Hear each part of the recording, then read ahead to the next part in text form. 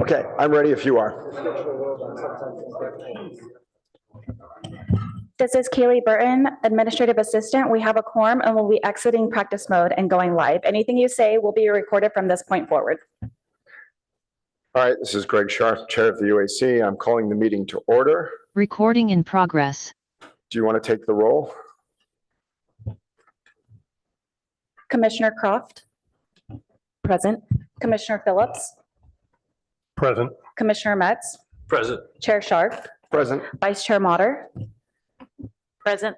Commissioner Tucker? Present. Commissioner Gupta? Present. 7 present. All right, do we have any agenda changes? We do not. All right. Do we have any public comment for items not on the agenda?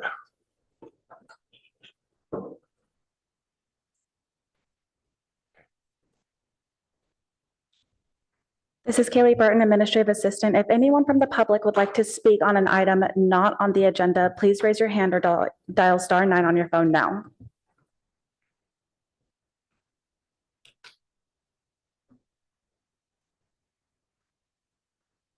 We'll begin with David Cole.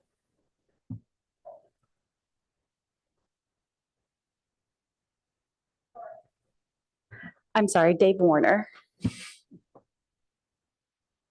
Welcome, Mr. Warner. Hey, welcome to the all. Thank you so much all for your service. It really is not unspeakable. I have 4 slides. And there you see them. So, and it's pretty simple. I also really thank you for the discussion you had in November regarding our water supply. It was just so productive. So my 4 points are pretty quick. The first one is the regional water system supply is not an issue. And my real details there are in the letter that I sent you November 25th, and would encourage you to take a look at it if you haven't already. I'll just cite one statistic from this slide.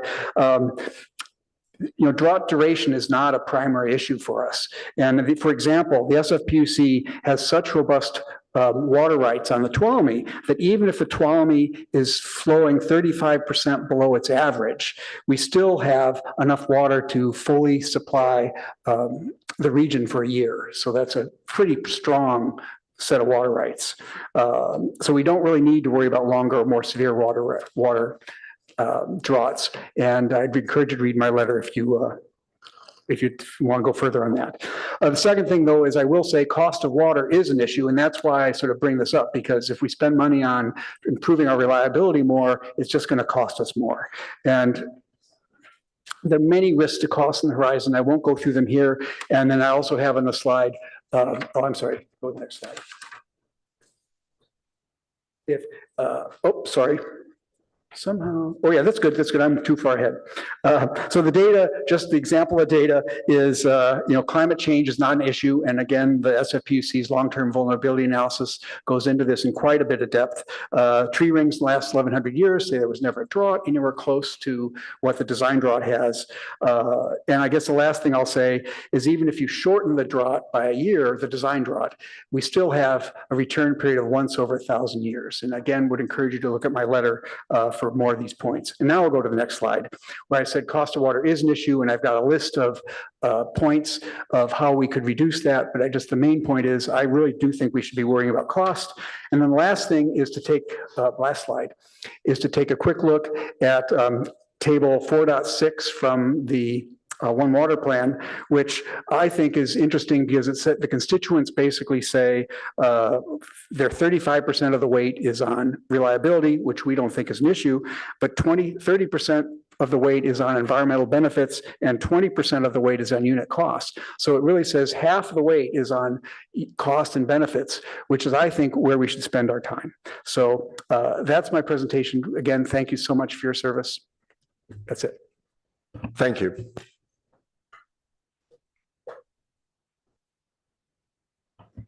Next, we'll have Peter Dreckmeyer. I have some slides too, but wanted to thank you, Chair Scharf and commissioners and Mayor Allowing. Congratulations. The city's in good hands. I did want to say that last slide was on the verge of being on item 4. So I'm much better behaved than Dave. All right. I have a little more experience here. I want to make 2 points. First is when you do invite Bosca to come back, I want you to encourage them to explain what they're doing about the recent performance audit of the SFPUC. Next slide. So this was commissioned by the Board of Supervisors in San Francisco, budget and legislative analysts put together, and it was December 20th, so very recent. Next. And of particular concern to me is change orders. Almost every meeting, there will be a vote to add cost to contracts. So contractors, consultants come forward with a bid, and then they keep coming back. We need more money. Next. This is the recent budget, and just looking at the regional water part of that, not local, which is just San Francisco. So regionals in that red box there, that's water that Bosca is responsible for 2/3 of those costs. And you see column B, I believe, is what the budget was. C is what it's projected to be. And D is the difference. So $330 million over budget. Bosca is responsible for 2/3 of that. That's $220 million. Palo Alto is responsible for 7% of Bosca's. That's $15 million in cost overruns in one budget cycle. So that's a lot of money. Next. My second topic I want to explain. People ask me, Dreckmeyer, why aren't you more enthusiastic about alternative water supplies? And so I wanted to explain. Next slide. Surveys all show that protecting the environment is the #1 motivator for people to conserve water or to support alternative water supplies. This was a SFPUC survey, maybe 10 years old. There you see, environment is the most convincing argument at 84%, and that's higher than having a drought-proof or reliable water supply. Next. And we put our money where our mouth is. A few years ago, the voters approved Measure AA to fund wetland restoration in the Bay, and you see over 70% Bay-wide, and in Palo Alto it was considerably higher. Next. The problem is that when we conserve water, it's just hoarded behind dams. Next slide. Anytime the reservoirs aren't full, they only release the base flows, which are very inadequate right now. So we're looking at the drought in the teens, and you see for 5 years, the unimpaired flow averaged 12% in the lower Tuolumne where the salmon are. And then in 2017, it was 79%. Next slide. This is what the flow looked like in the lower Tuolumne. You see on the left there, 55 height gauge. That represents 9,000 cubic feet per second, a lot of water, more water than when San Francisco flooded back in 1998. And you see that the line there for a couple months is right at 9,000. That's because the Army Corps has that as a cutoff. They don't want it to go above 9,000 because it could flood Modesto. You see in that red box that for a week, it got up to 15,000 because they couldn't control it. The reservoir was full and water was coming in and they had to spill water. Fortunately, improvements have been made since the big flood in late 1997, same time frame that we flooded. And there wasn't much flooding, just a little bit. But that water in that box is about 70,000 acre feet. If you put that in perspective, Palo Alto uses a little less than 12,000 acre feet in an entire year. So that's probably the water that we all regionally conserved during the drought. And it put Modesto at risk of flooding. Did it benefit the environment? Probably not. It probably fleshed out the smallest fish, fry, think of tiny, small fry, before they could grow into smolts, which are larger and have a better chance of surviving in the Bay Delta and the ocean. Next slide. So what we absolutely need is something like the Bay Delta Plan that's on the table. Palo Alto has supported it. This is what the unimpaired flow would have looked like in that drought had it been in place. 40% unimpaired flow for 5 years, 44% in 2017. So the 40% required, they would have had to spill an additional 4%. We would have ended up with full storage just like we did, but a much healthier river. So alternative water supply can be helpful. We don't need it for water supply reasons. It doesn't benefit the environment. It costs a lot of money. Thank you very much. Thank you, Peter.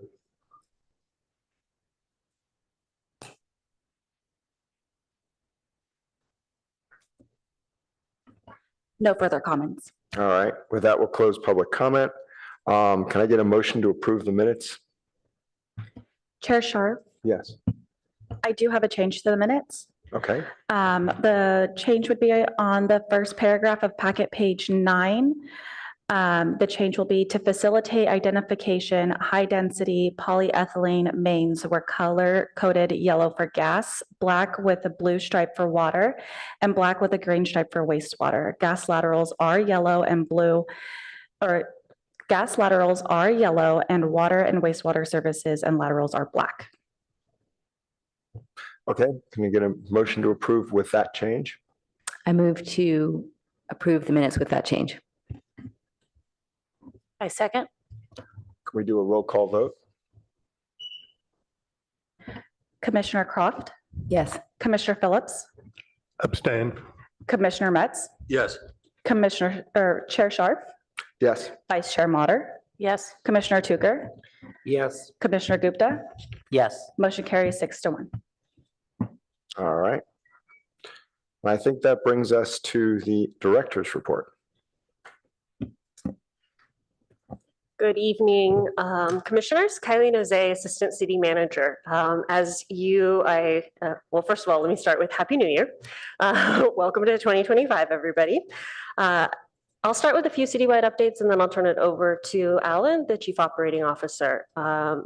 So a couple things, as many of you already know, last night the council inducted 2 new members and they also elected for 2025 their new mayor, Mayor Lowing, and their vice mayor, Vice Mayor Vicky Vinker.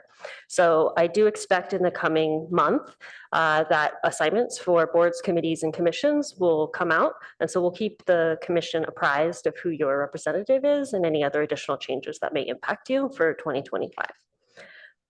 I'll also note I'm a new face. So as you all know, Dean Batchelor retired at the end of 2024. And so obviously the department is in a state of transition.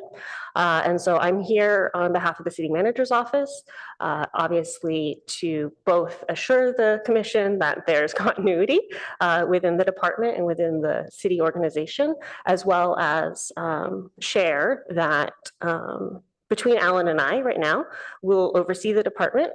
And you can expect some notification from the city manager probably this week on the transition plans and status. You'll notice the director position is not yet posted, but we are expecting that to be posted shortly as we work with the executive recruiter. So with that, I will turn this over to Alan.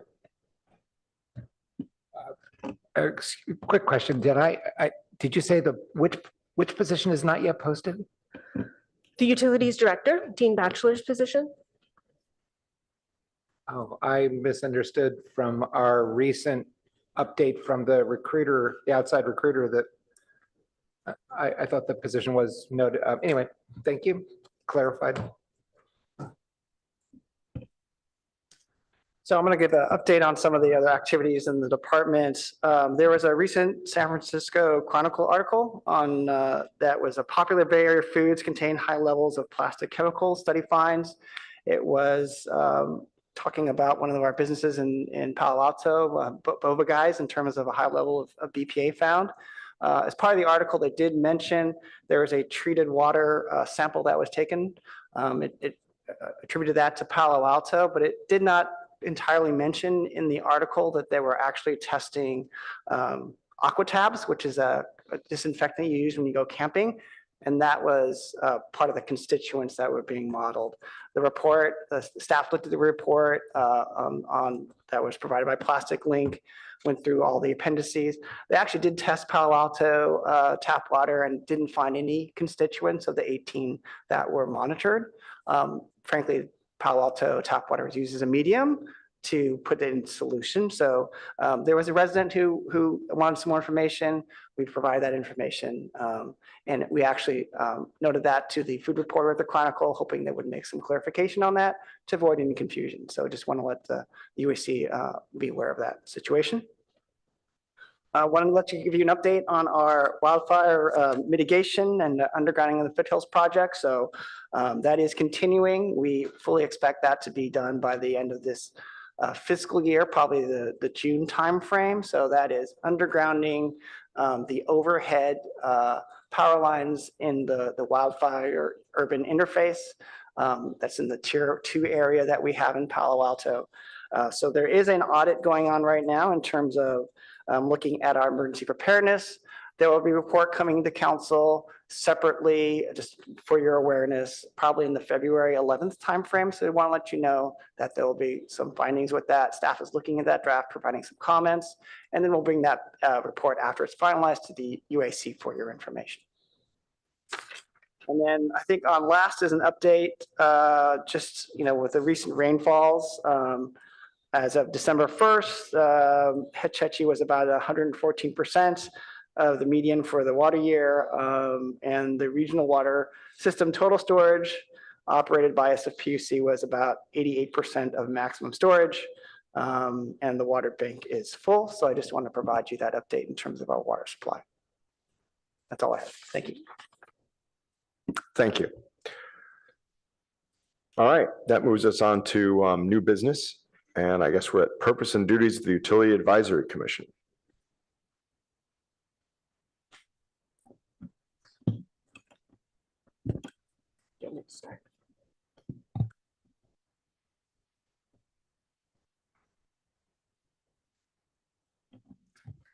Okay, so Alan and I will tag team this one.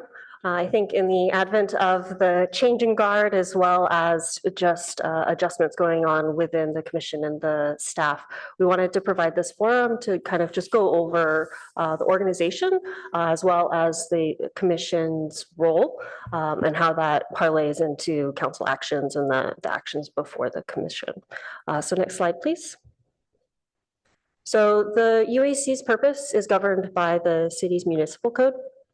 And the commission is really sent or tasked with advising council on both present and long-term planning, policy, and major programs for any of the matters related to utilities. So that's gas, electric, water, wastewater, fiber. Next slide.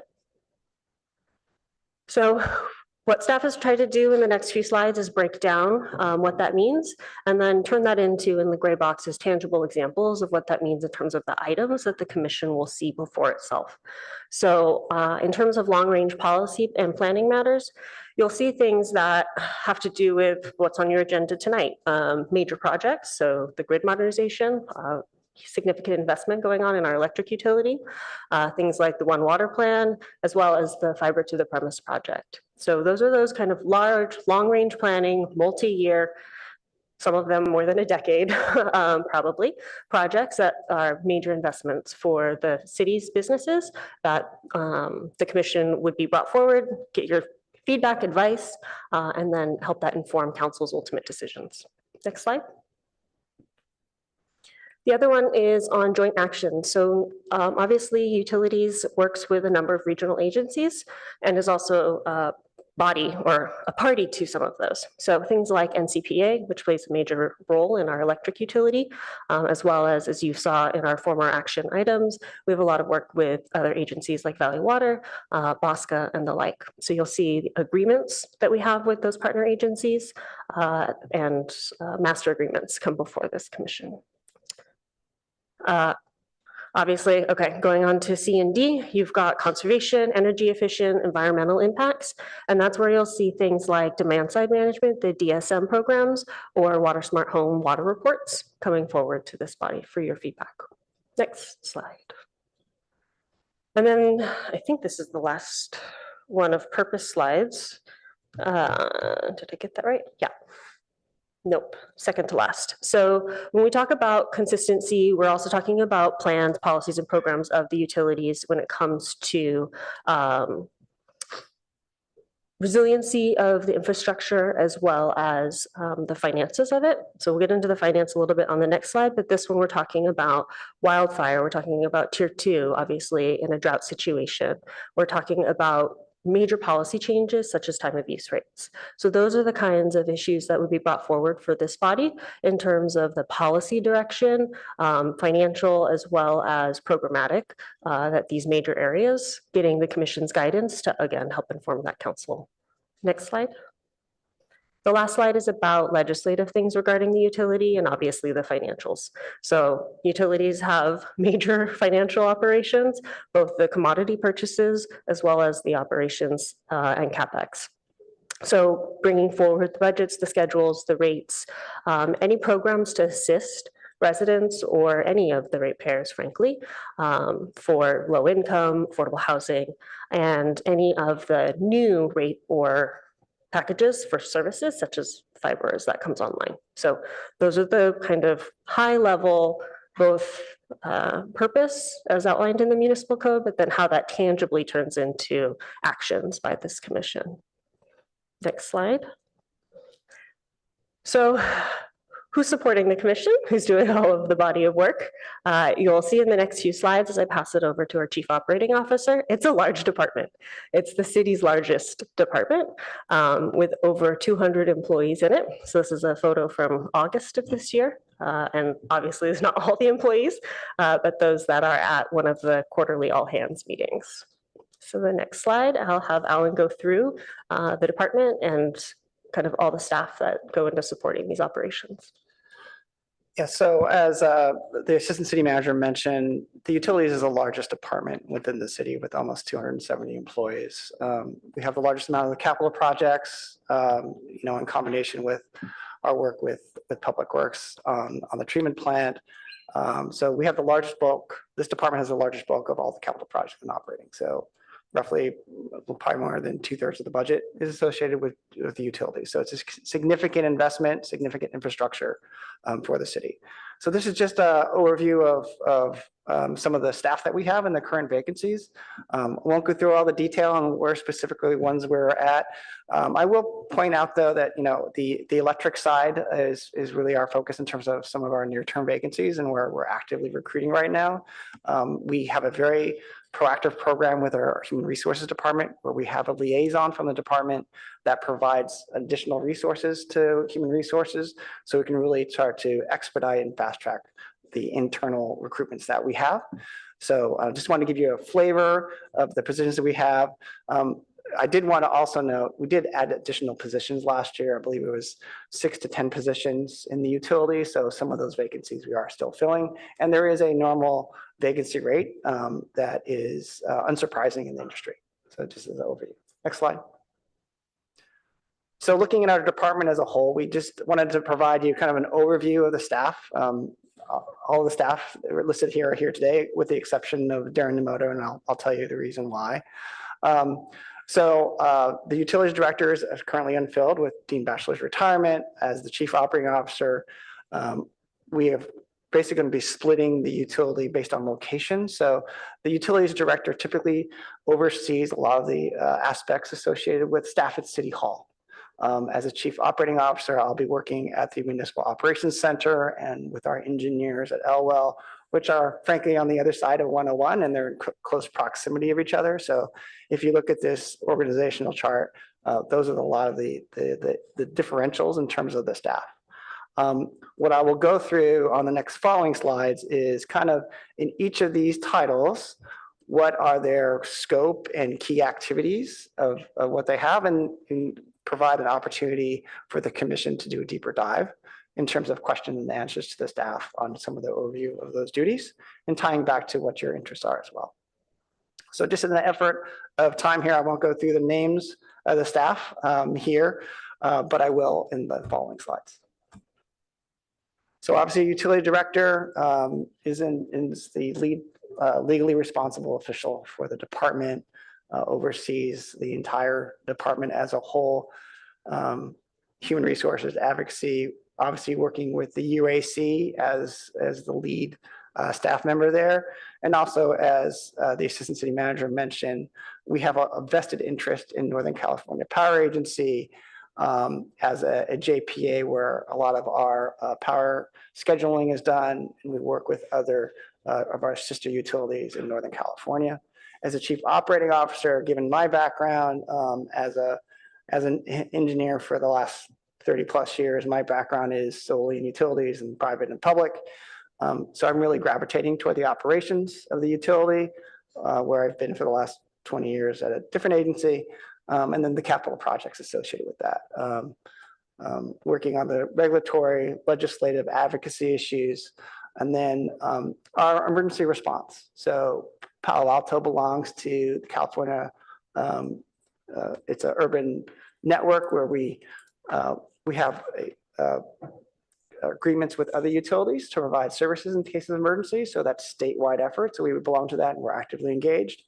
And then we also belong to California Municipal Utilities Association, which is a collaboration of all the large utilities in the state of California on the water side and potable water side and energy side as well.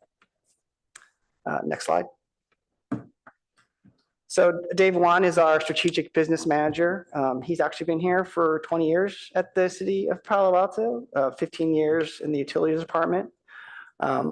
I won't read all the details here, and I won't go through every bullet point here, but he's really our key person with a lot of the information on our staffing. He is a key point of contact in our value engineering, for lack of a better term, in terms of ensuring that we're tracking throughout the department. So he looks at each of these individual sections. His current focus right now is technology and our fiber to the premises projects, leads in our outage management, some of our customer information, and our billing system, which is vital to ensure that we're collecting all the revenues from our customers and making sure that's accurate. I'll go to Carla Daly. She's our Assistant Director of Resource Management. She was recently promoted to the permanent position. She's actually been here with the city of Palo Alto for the last 33 years. So she is well established within the utility in this role, specifically in our resources group. So she's a great mentor to our staff members, especially coming up. She, of course, will be presenting later today on our One Water plan, but is in charge of all the staff related to our customer programs, not only to our businesses, our residential, but also in support of the SCAP program. So a lot of the folks that do the work behind the scenes on SCAP report to Carla. She also is very instrumental in working with our large commercial customers in terms of what their projections are in terms of their growth, and meeting their needs and addressing concerns they may have, and really facilitating that on the customer's behalf as the advocate as we move forward with our projects to keep them updated. For example, when we do a lot of work in the Stanford Research Park, those key customer service staff are leading that effort, and we also have those key customer representatives working with other customers like the school district in terms of that type of coordination. Next slide. So Tom Azine has only 31 years of experience with as Assistant Director of our Customer and Support Services. He's coming from us with 19 years of experience with PG&E. So he's really the point of contact for a lot of our customers in terms of our utility billing, account management, credit and collections. He also gets engaged with some of the new legislative items that are coming to the utility in terms of utility billing to make sure that we're on point. So he's here as well. And then I wanted to mention, if I can turn the page correctly here, Catherine Elbert. She's our communications manager, 15 years with the city of Palo Alto, 20 years in environmental services. Prior to coming to Palo Alto, worked at Valley Water, so has a lot of experience in our communications, media relations, anything in terms of our emergency operations, procedures, our outreach materials, really getting engaged with our customers and making sure that our social media is updated. Catherine is a person working behind the scenes, making sure that all gets done. And then I will mention Matt Zuka is our Assistant Director of Water, Gas, Wastewater. He's an engineer like myself with about 30 plus years of experience and he's been here with Palo Alto for a few years. His prior experience was working with the city of San Mateo. He has about 25 years of consulting engineering experience, which is very helpful in knowing how to work with consultants, understanding what the other side looks like in terms of making sure that we get the best product. Project managing is very important for the city. Matt is one of the leaders in our group to make that happen. So I wanted to mention him as well, and you can see the other items that he's responsible for. And I think I have the electric operations, sorry. If I can get the right page. George Silva. So George is our acting assistant director of the electric utility. I think he's just shy of Carla with only 33 years with the city of Palo Alto, 29 years in the water gas wastewater division. We were fortunate that he has moved over to the electric operations side, and now he's acting as the assistant director as we had a recent retirement of one of our staff members. So he's stepping up, doing that as well and working with our engineering and operations staff. Most of that team is on the operations side. And there is a core of engineers that we have a separate manager working on that as well. But he is well-versed on all our procedures, our maintenance operations, safety programs, our outage management. He also oversees our control operators, our electric control operators who take after-hours calls, works with all of our customers on outages. So he's a wealth of knowledge and has strong leadership skills in the department as well. So we just wanted to kind of tie this back to the UAC work plan. We have this slide here just kind of summarizing all the things where the UAC gets involved. Just really to provide a foundation for any questions.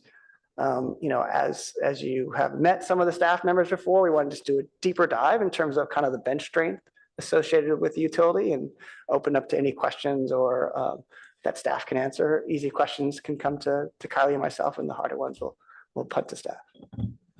And let me just close this out with acknowledging that anytime there's transition, there's obviously some level of kind of reorganizing the deck. So ultimately, Alan and I are here to help this commission through that. So to the extent the commission, commissioners, you have questions or follow-up or anything like that, Alan and I are your go-tos. Obviously, we aren't going to know all the answers, but we will rely on the staff within the department and coordinate that for you and with you. So from that perspective, please use us and Kaylee, if you can't get a hold of one of us, as that go-to resource to help navigate that.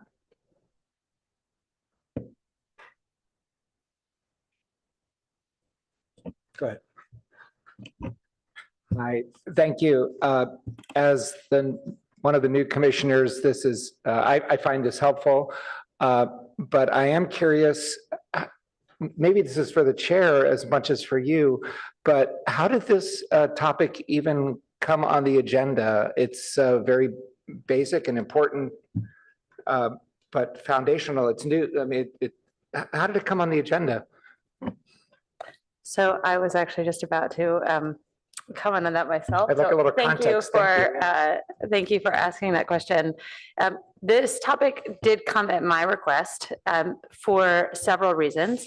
I do think that there is an important transition happening in the utility, and that provides an opportunity for reflection on how the utility plans to manage through a transition, which is, I think, a helpful thing to reflect on, but also the responsibility of the UAC per guidance in city code. I mean, ultimately it's city manager and council, but certainly we are charged with ensuring that there's an orderly transition and leadership. So clarity in what the transition plan, it is very welcome, and we look forward to receiving more information. I realize it's not yet available.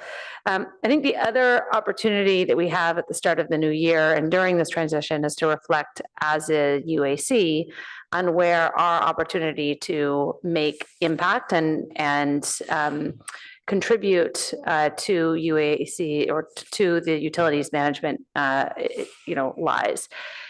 I just want to start off by saying, Alan, the overview of the kind of tremendous depth of experience and technical capacity in your staff is phenomenal. And so we thank all of you who work for the utility for your tremendous service. That comes through both in Alan's description, but also in the kind of daily operations. And as we evaluate different proposals that come before us as a UAC, it's always a pleasure to be able to interact with you directly. So thank you. I think that the other piece, though, is that the role of the UAC is certainly not to question your technical capacity, but to identify places where technical capacity and policy or value judgments come into where that interface is, right? Where they interact with each other. You are the technical experts.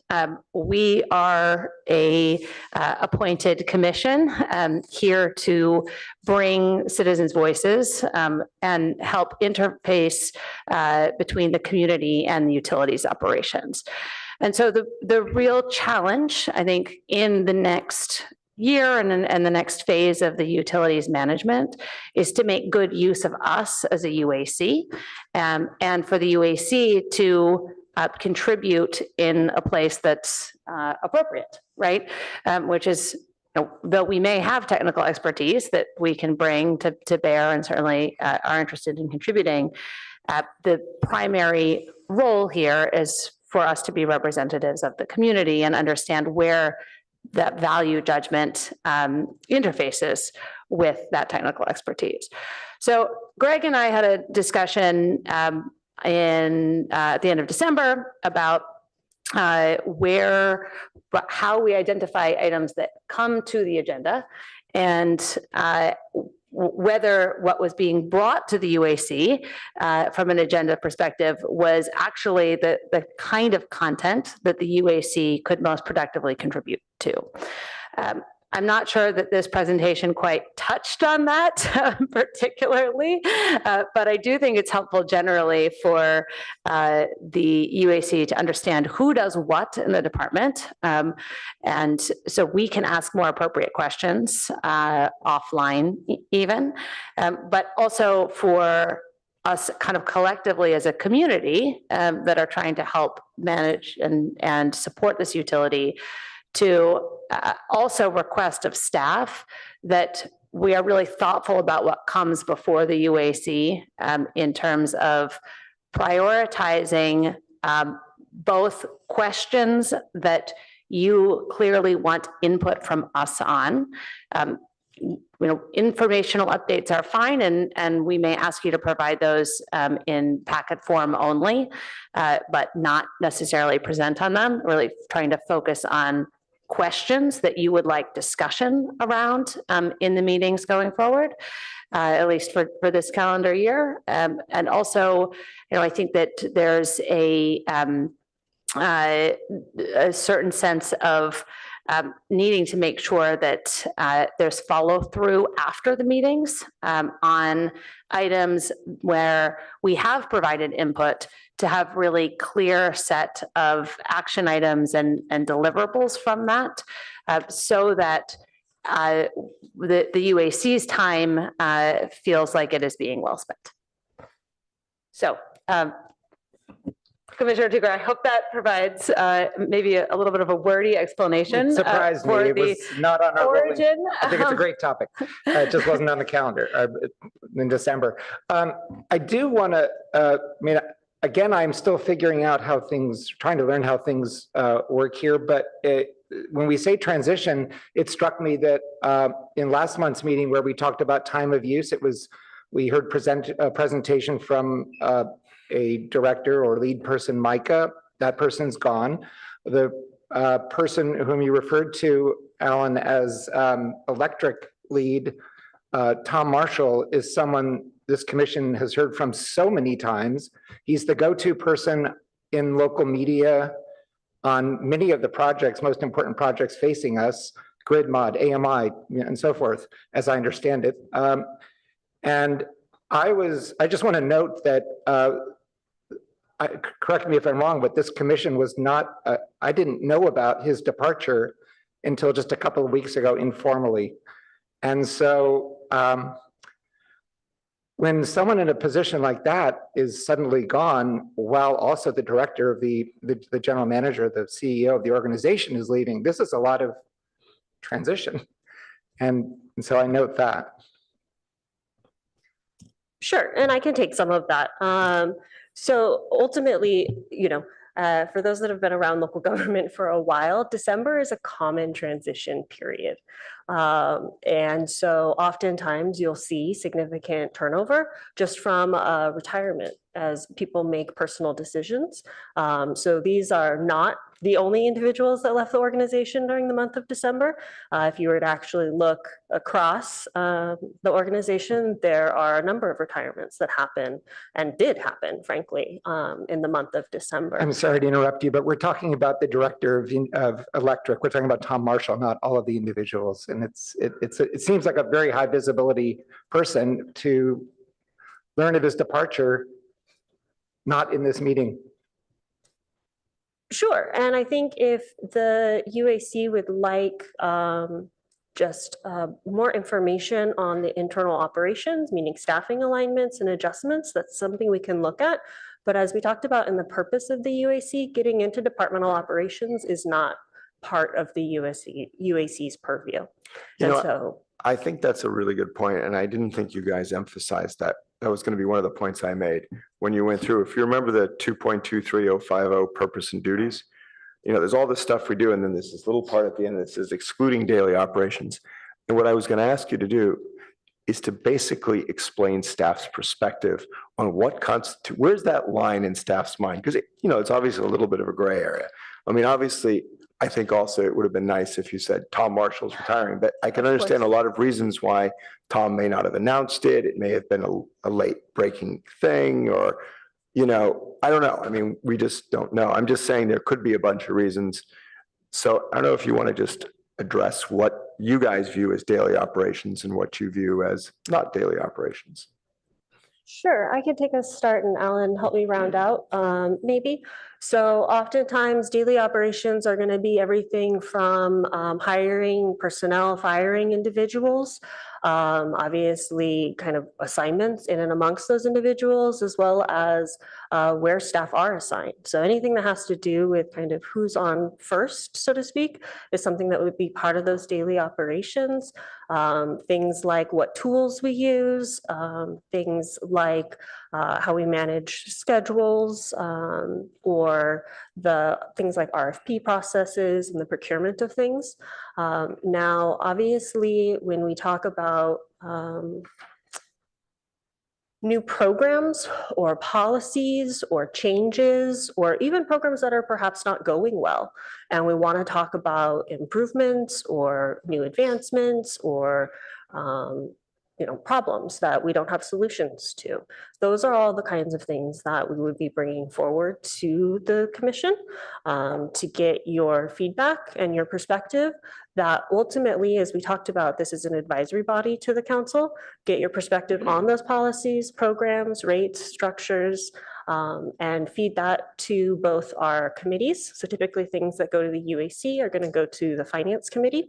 So feed that information to the finance committee so that can help inform their decision-making process and ultimately the council's decision-making process. Alan, what other? Yeah, let me just expand on the daily operations side. So, personnel deployment of our resources, our priority was our work associated with either new developments or anything that related to the utilities on the day-to-day, whether that's our valve turning, in our water system, our flushing in our water system as well, how we monitor and maintain our sanitary sewer system, those types of things, and a lot of our field personnel are really are the daily operations, as well as how we interact with our staff and personnel, and how they are working on their capital projects and assignments as they go through them. The UAC absolutely looks at our major programs and our projects and our budget and our CIP, but how we work with the staff and whether those are consultants or others, those are under the purview of the utility operations. So that in a nutshell.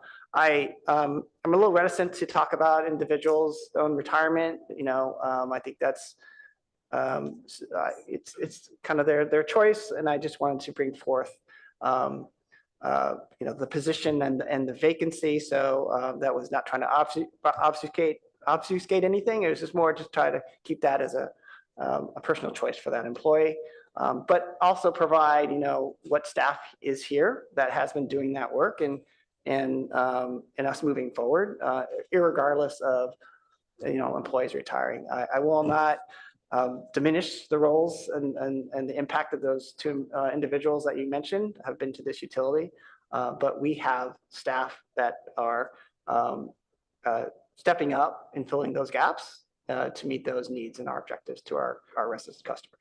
I'm sure, and I just want to state my view that when one of the most highest profile individuals at CPAU, again, I'm referring to local press, his key role in some of the biggest projects, I'd argue the biggest projects at the utility. When this person leaves, I did not ask why he left. It's none of my business. But I do think this is something that needs to be brought to this commission's attention. If you didn't know it at the last meeting, fair, then at this meeting, it was presented just unnamed. So I'll leave that, and I do want other commissioners to certainly chime in. But I would like to know, and Chair Scharf, this may not be the right forum for it, but when I saw purpose and function of the UAC on the agenda, I thought, well, that's terrific, because in my first few months here, I have been curious how the A in UAC actually works, how the advisory function works. And all of these are just preliminary early thoughts. And again, I'm happy to table this for another forum, but it strikes me, for example, and I know that we have a liaison, but we don't start our meetings with a discussion of what happened at council relevant to utilities over the last 3-4 weeks.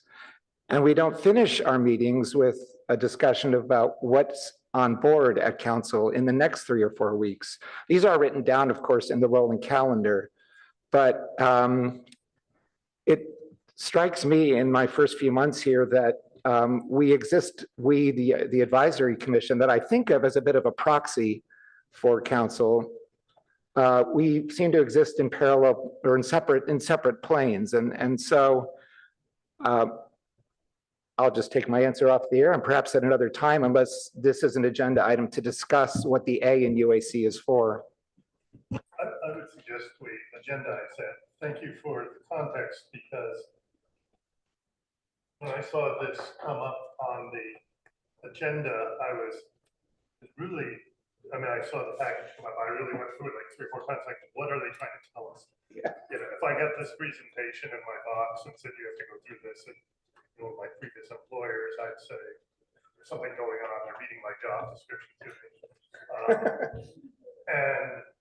But I would like to have that discussion, because I do believe there are processes that other boards and commissions use. For example, the Planning and Transportation Commission. The Planning and Transportation Commission, for example, has when there's items that are of interest or relevant before the city council does have a representative go there. Now, almost every meeting, I guess, said you could say there's something relevant there, and it's not always something relevant for us. But I would like to know, what is the city council? How do we organize our communication between the staff, between us and the city council, so that we're doing this effectively? Now, this is not agendized, but I would like to, Chair Scharf, suggest that we do agendize this or put this on for the future, because I've been a little frustrated as well. I think we've had great discussions here, and, usually Mayor Lowing, before he was mayor, even was here, and undoubtedly has said he incorporated some of this, but I've not seen the formal processes that I think could be effective in really energizing what Commissioner Tooker called the A in our acronymic name. So I'm not sure we need to agendize the issue. I mean, it's within the agenda topic of today, to be honest. It's on the agenda. We could discuss it right now. And that's what I would probably suggest we do, if you're good with that. And Ed, Mayor Lowing, this would actually be something I think that you could be very useful in, in telling us, first of all, do you feel the UAC is being effective? Do you think that having somebody come to each council meeting and explain the UAC's position would be useful? Do you want us to set that up? Do you want us to do it on? I mean, we're really here to support council in many ways and to be most effective in communicating, what we believe. So maybe you could tell us what you think about this. Yeah, I thought I might be the last speaker tonight, not the first speaker on this. But I'll take your lead if you like.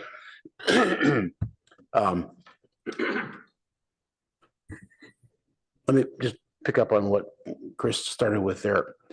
I don't think there's a limit per se to the A part of it on either small issues or large issues, as long as it's completely in coordination with staff.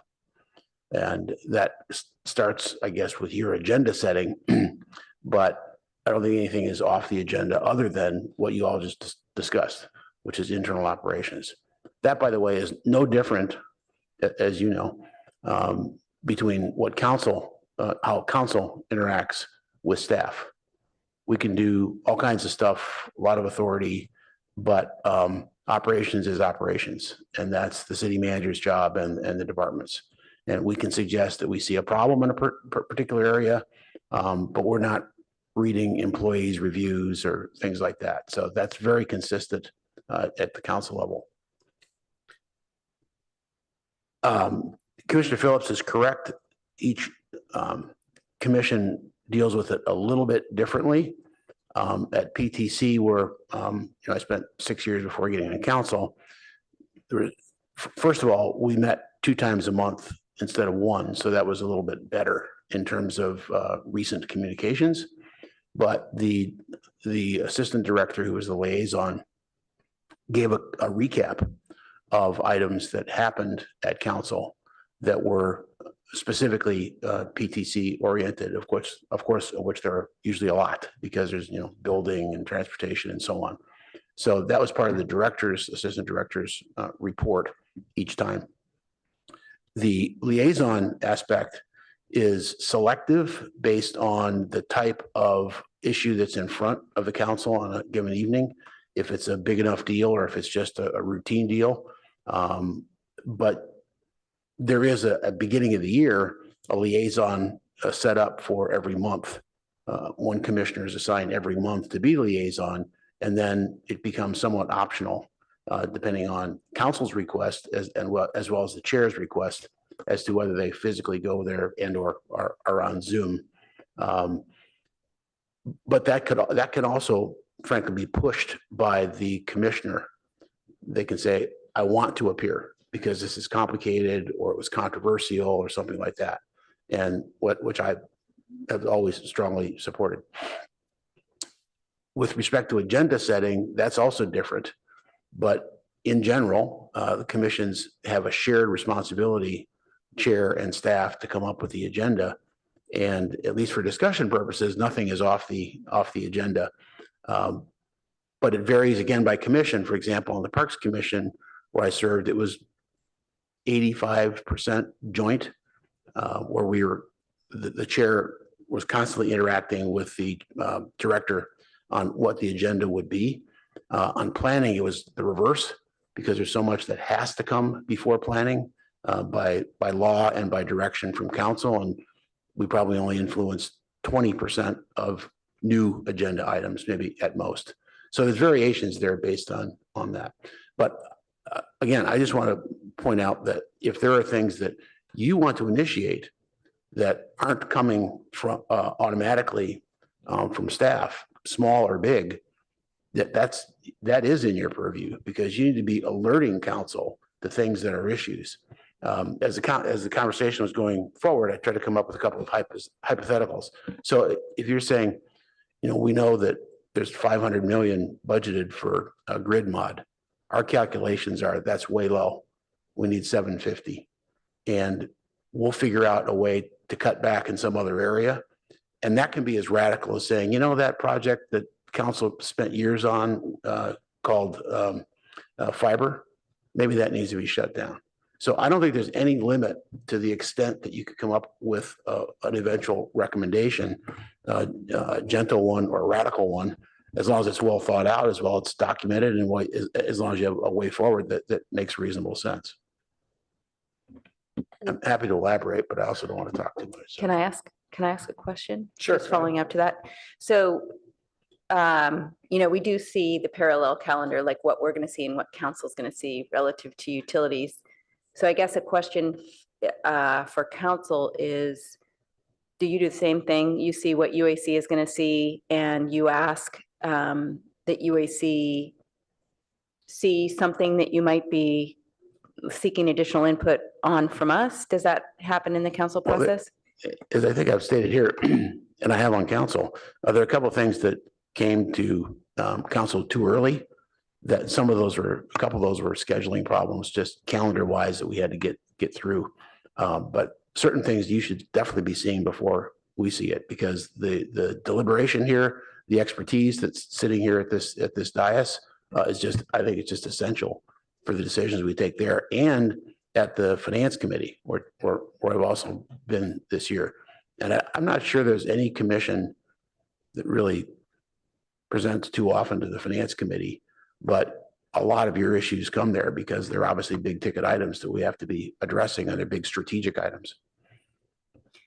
And I guess in terms of the council knowing what we debate here, so I do feel like we have a lot of great, conversations with staff where we bring up issues or we have a discussion about what's going on or provide our input or some kind of redirect on things we'd like people to look at. But I'm interested in how that gets back to council. Is that through the liaison? Is it like the minutes are, they're expected to review them, or is it staff that's really, when they're going to council, they're reflecting what we've brought back to them? How exactly is our feedback getting to council? That is a question I've had too. So the two biggest ways are that your recommendations are baked in to a packet that we get on XYZ issues, including votes on the issues.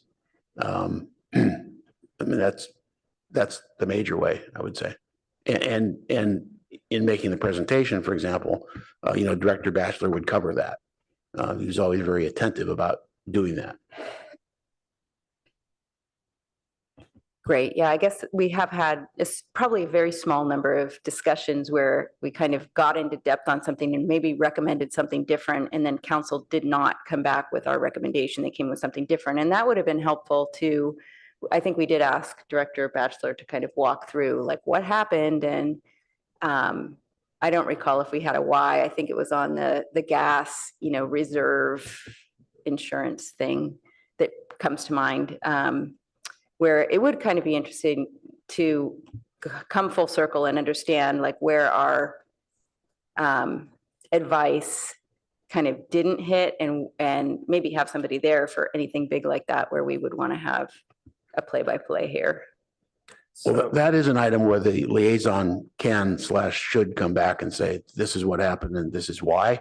And there have also been times where, as this year's liaison and last year's liaison, I've told council, here's what the UAC strongly believes in the debate. You need to take that into consideration. So I'm calling it out because I can't guarantee that every council member read that paragraph in the UAC minutes.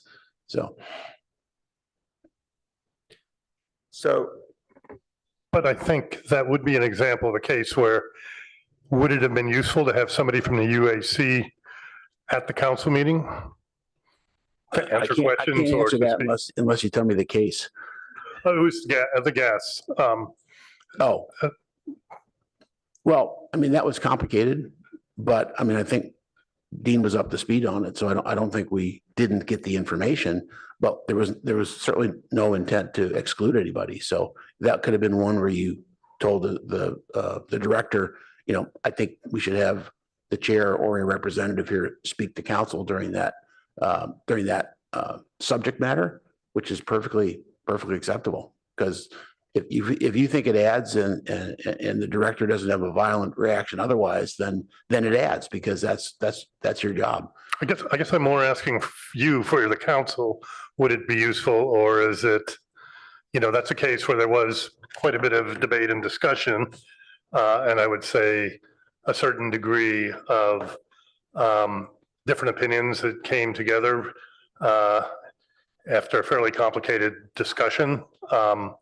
I'm sure Dean Batchelor represented everything well, and as far as the technical side would, but I guess I'm asking, given our purview is to advise, would our advice, directly have been useful relative to? Yeah, that's an example of what I said earlier, which is a controversial issue, either controversial amongst the commissioners, which is the primary thing I was referencing, but there also could be a difference of opinion at times between staff's conclusion on something and what you think.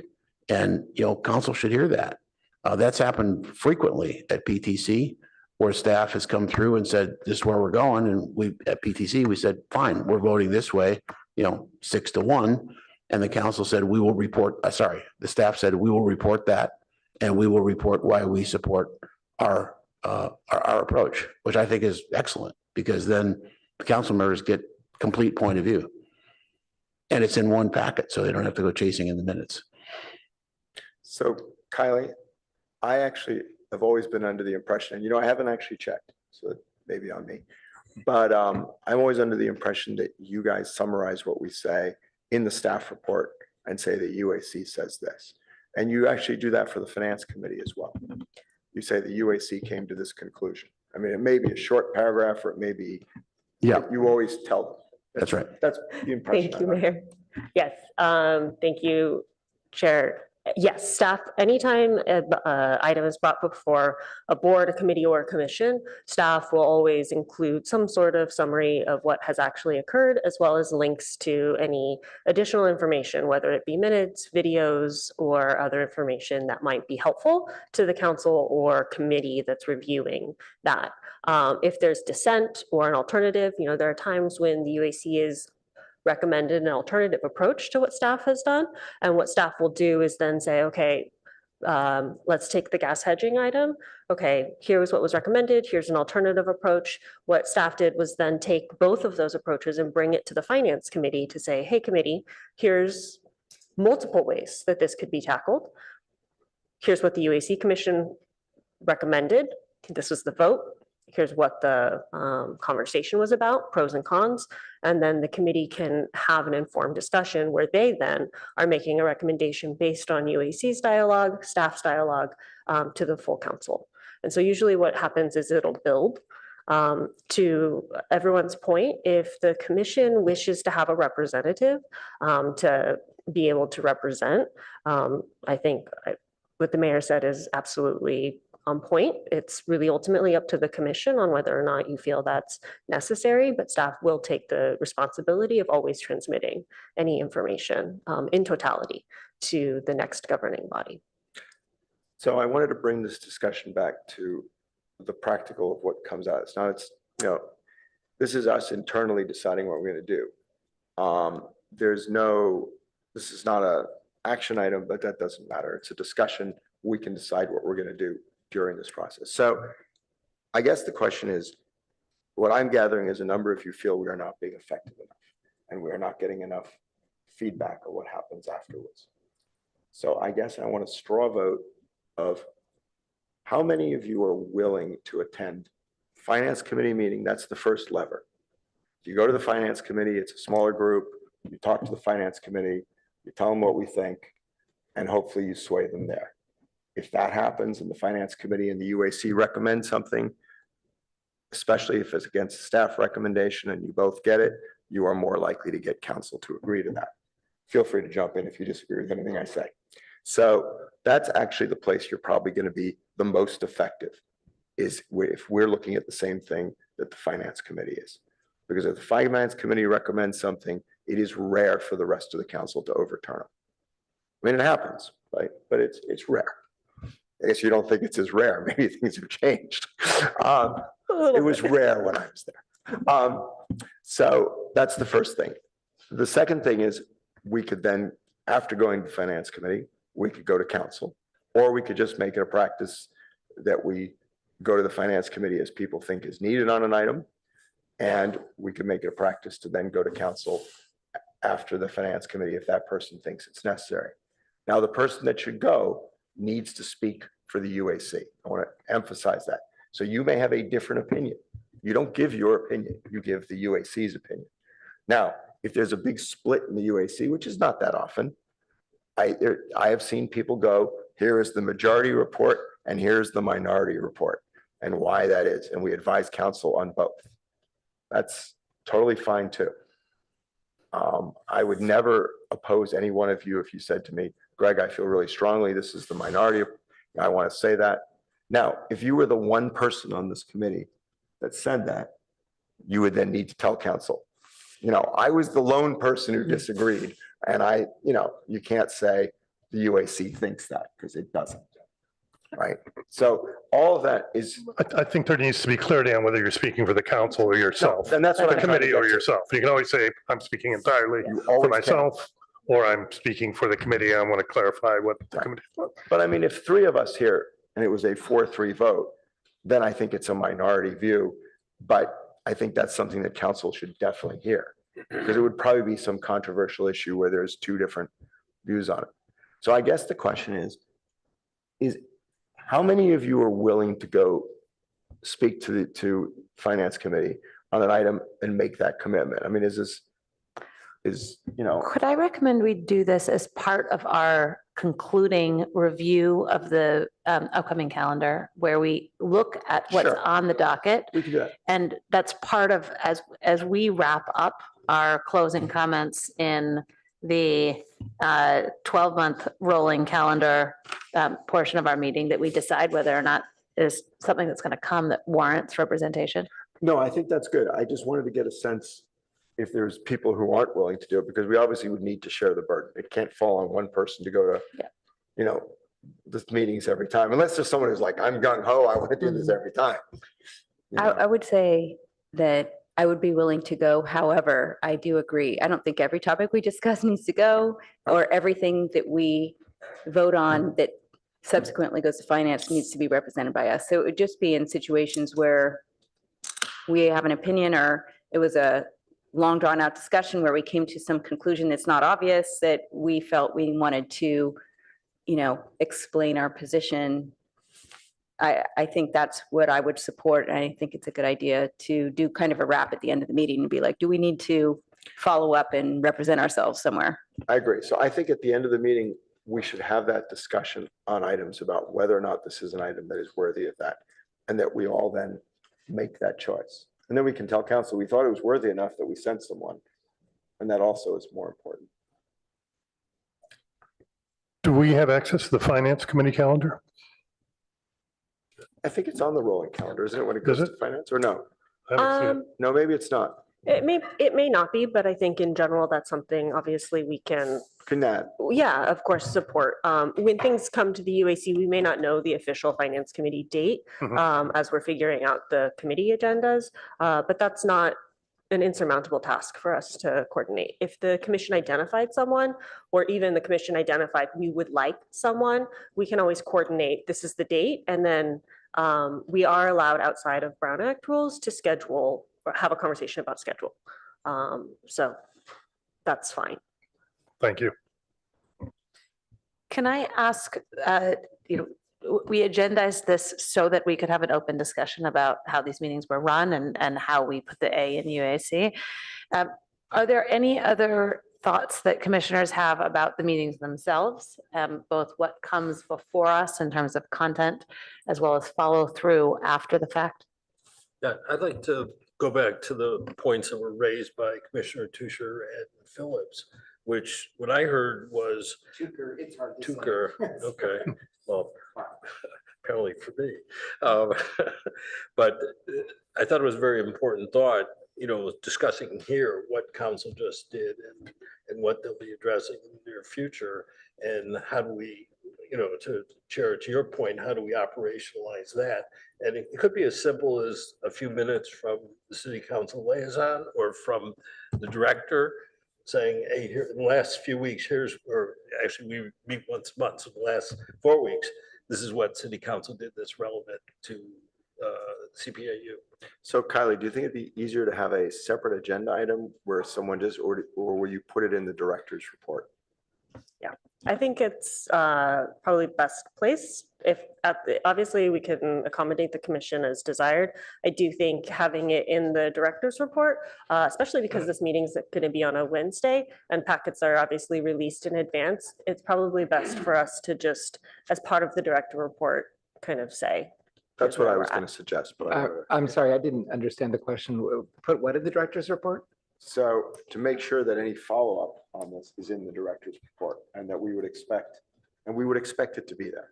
Right, so I think what I heard from Commissioner Metz was, you know, a readout, frankly, on, I started this meeting with saying, at council last night, we reorged. And so I would imagine something similar, that in the director's report, the director could say, in the last 4 weeks since our last commission meeting, these are the things that council has taken action on. And so just to keep the commission informed on things and just kind of run through. And it would be great if you said, and you know, the item that came before you, this is what you recommended and council followed your recommendation, council did not follow your recommendation, that sort of closing the loop. Right. And so I think that's totally feasible for us to include as part of that director report. I would just kind of straw or maybe nodding of heads. If there are a lot of, I mean, utilities brings forward countless contracts that the council is approving on consent. Is the UAC interested in a list of all of that, or simply we approved a number of contracts to support X areas? The latter, unless. Yeah. To me, this is by exception. Beautiful. If I could comment on that, at least for the fiber utility, I think we're at a place where we're building out a new utilities. I think it might be useful to have a list of RFPs that appear on the city council's consent calendar with respect to that utility. I do think with when we look at kind of large capital intensive projects, I don't think this commission needs to go into the fine detail of revising RFPs or going into the weeds about what an RFP should say or not say. But I do think we should stay apprised about how we are spending money. I'm thinking particularly around grid mod and our fiber utilities. I think listing on kind of larger CapEx projects could be useful. And maybe that's something we take case by case. Right. I think I have a general sense from the commission. And what I would perhaps ask is, let's do this as an iterative process in the sense of, we'll obviously make some judgment calls on what level of detail, but I'm hearing you don't necessarily need an Excel spreadsheet of all the items, but you would like an understanding of kind of consent items to the extent there are project progress, specific utilities, major investments. You're not necessarily looking for the itemized list. So that in addition to action items or policy items, and especially specifically items that the commission has heard, and being able to close out on, hey, you heard this 6 months ago. Admittedly, that will likely be some of the timelines. And the council finally took action on it. It was in alignment with your recommendation. It has deviated from it in this way. And so we can include that as part of that director's report. And just to get a sense of kind of the value of these RFPs, are we talking RFPs in the hundreds of thousands of dollars, or do sometimes these RFPs go into the millions or tens of millions of dollars? Both. All of the above. I wonder if to approve any contract over $85,000. So we're talking everything from $85,000 to a $100 million public safety building, or hundreds of millions of dollars worth of commodity purchases. Oh, thank you. I wonder if other commissioners are interested in learning specifically about RFPs that are above a certain dollar threshold. For me, maybe that would be above, $5 million. But I don't know how that relates to RFPs we usually see for utilities. So just as a clarity, so it help focus staff. So when we bring to the council for agreements or execution of the contracts, that's typically when we bring it to the council process, not in the request for proposal process where we solicit different vendors or consultants to do work for us. So I would like, it would be helpful for staff to understand kind of the specific areas as the assistant city manager was talking about. Is it specifically grid mod and fiber? Because having a large utility, we do have a varied amount of work effort. So if we could have some structure to that, that'd be helpful for us. So if there's areas that are consensus, that would be helpful. Sure. And I think, and just to take a trial before I ask for 7 opinions, what I believe I'm hearing is major CapEx and pulling together perhaps major operating. So let's say we've got a $10 million operating contract. That would be of interest to you, that there's some sort of operational consultant contract or something. And so I think ultimately what I'm hearing is you would just like to have a status, a bit of a understanding of the horizon, as well as perhaps what's behind you, to keep you more apprised as opposed to siloed. Is that sound about right? It sounds fine to me, but I lost the thread a little bit. I'm less concerned about lists of contracts and all of that. I want to know, what were the utility relevant topics that have been discussed at city council? And to come back to Phil, Commissioner Metz, your point, I think you said it could come from staff, it could come from liaison. My view is very strongly that it come from liaison. It has to do with the role of liaison. It is that person, I assume we'll have a new one in the new year, who ought to be. It should first come from staff, frankly, in the director's report. Oh, that's, I think I don't that's the best. disagree. And then the liaison can add I don't disagree, but whatever they wish to add. I believe because the UAC is advising the council, it's important that the UAC hear from the council. You know, as I said at the beginning, what has happened over the last 3-4 weeks that's relevant. And so in the opinion of the director, in the opinion of the liaison, what do we need to know? So if I may, Commissioner Tucker, I was simply referring to utility contracts. So the majority of what goes before council on utilities are contracts, whether they be CapEx, operations, staffing, professional services. That's going to be the majority of the items that are before the council. So just one quick clarification. Is the commission only interested in hearing a loop back of items that the commission has previously heard? Or are you interested in hearing about all utility items that the council has taken action on? I think it's items we You've heard. Understood. Unless there's something that's important. Thank you for that clarification. That's helpful. Cool. Thank you. And if the utility, so we have, at the end of the meeting, we have the list of things we're going to see and the list of things that council will see. And if that list is complete enough that we kind of get the gist of what council's going to see on utilities, then that's, to me, that's sufficient, because I can say, oh, well, council's going to hear about that. I'd like to hear about that too, or, yeah. Awesome. Super helpful. Thanks for navigating that. We will start adding that into the director's report every month as the start, obviously, of the meetings, and make sure we express to whoever our new council liaison, although I'm sure the mayor will also do so, the desire to also make sure they are ready to discuss and read out on any of the council dialogue. I wanted to answer your question about the topics that have come before us. So I will say that one area that I feel like we've been hungry for more information is grid mod and the details of grid mod. So I know we have a presentation on it today, but I was a little bit disappointed that it wasn't more comprehensive. And so I'm looking forward to the presentation. And I don't know if I missed anything written, but that has been a challenge with the grid mod presentations that we've had over time, has been that they've just been short presentations, not a lot of detail. And I think we're grasping for what exactly are we doing? What are the technologies that are being evaluated to, impact what we do there? And it is a huge investment. So it's one of those areas where there is something different going on than normal activity that I would like to have a little bit more detail on that particular topic.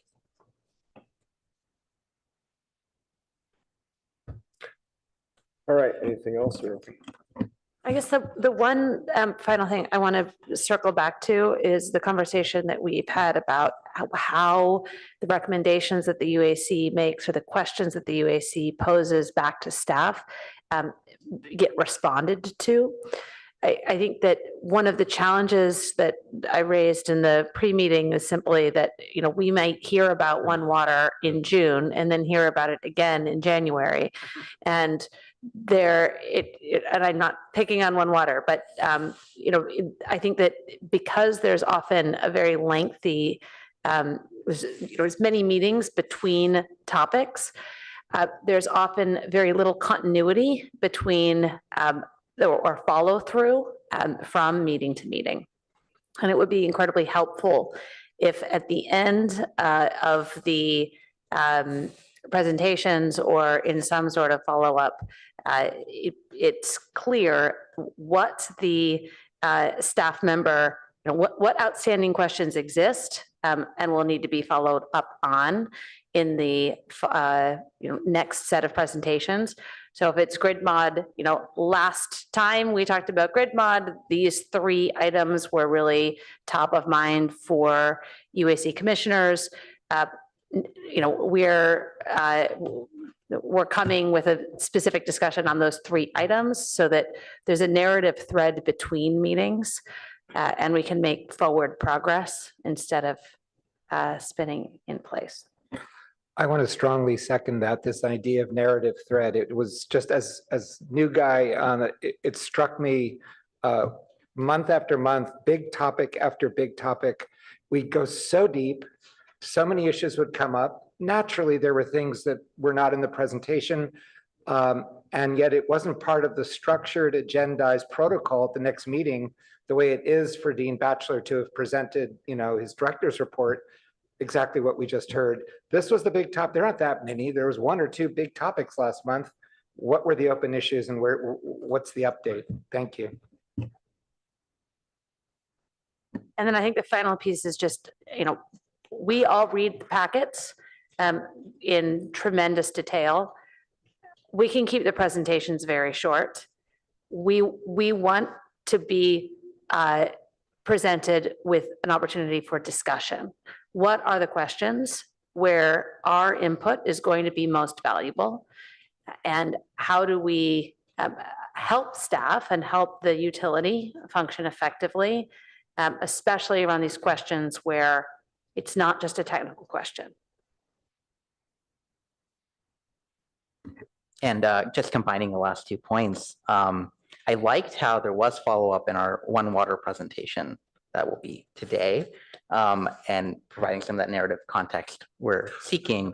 To the vice chair's point, I think the follow-ups could be in the front matter and maybe not in the presentation. But thank you for including that.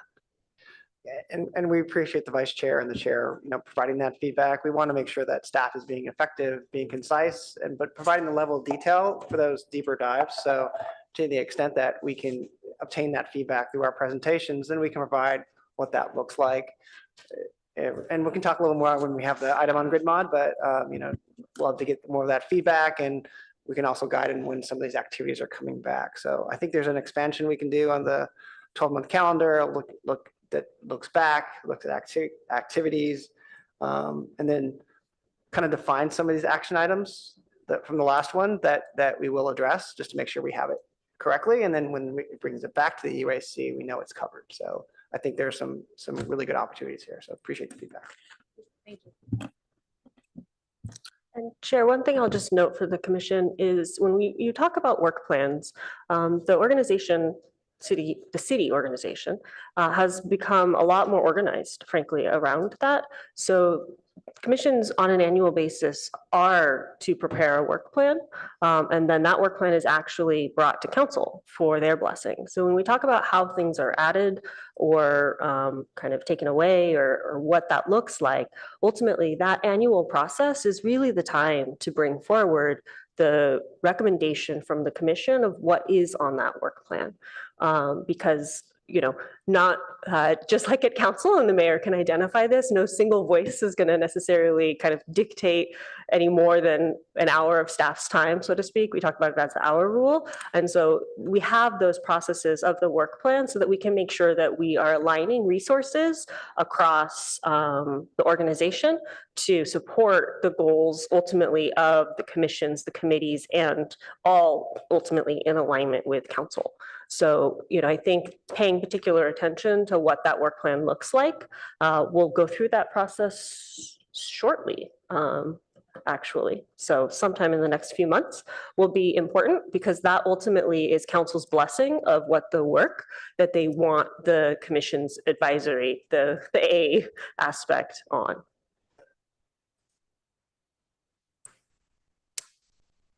Anything else? All right, let's move on to the next topic then.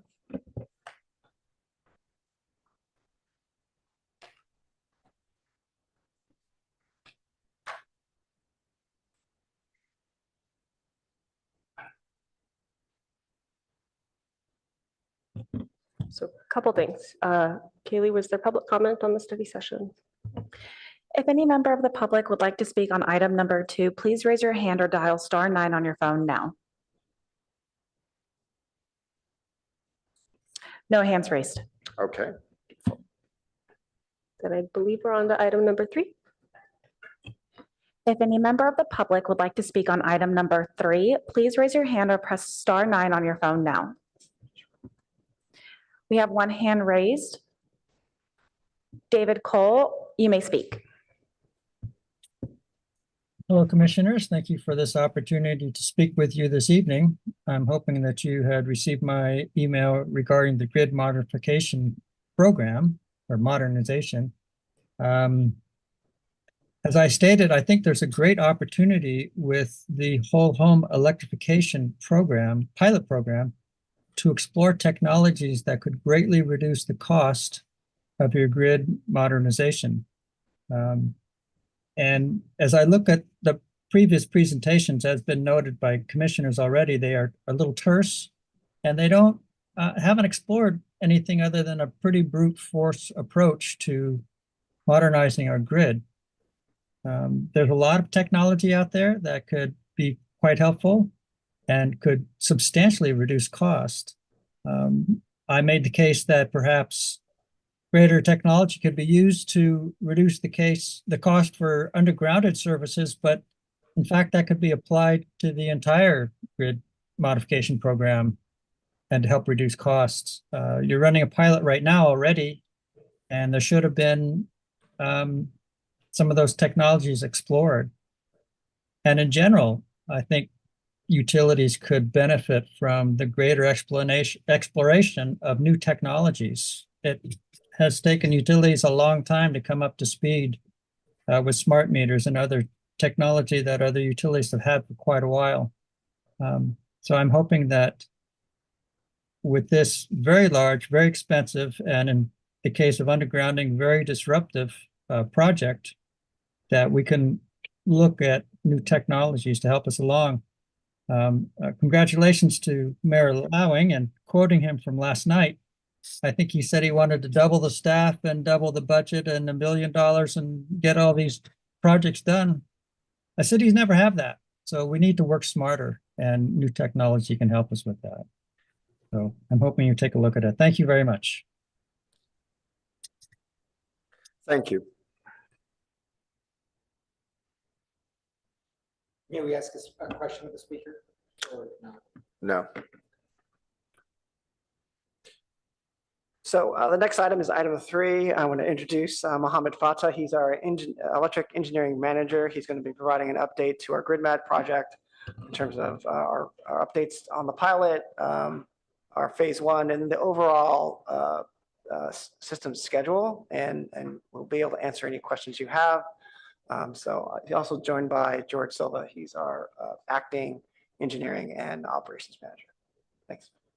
Thank you, Alan. Good evening, commissioners. Thank you for the time here. Good evening, Honorable Mayor as well.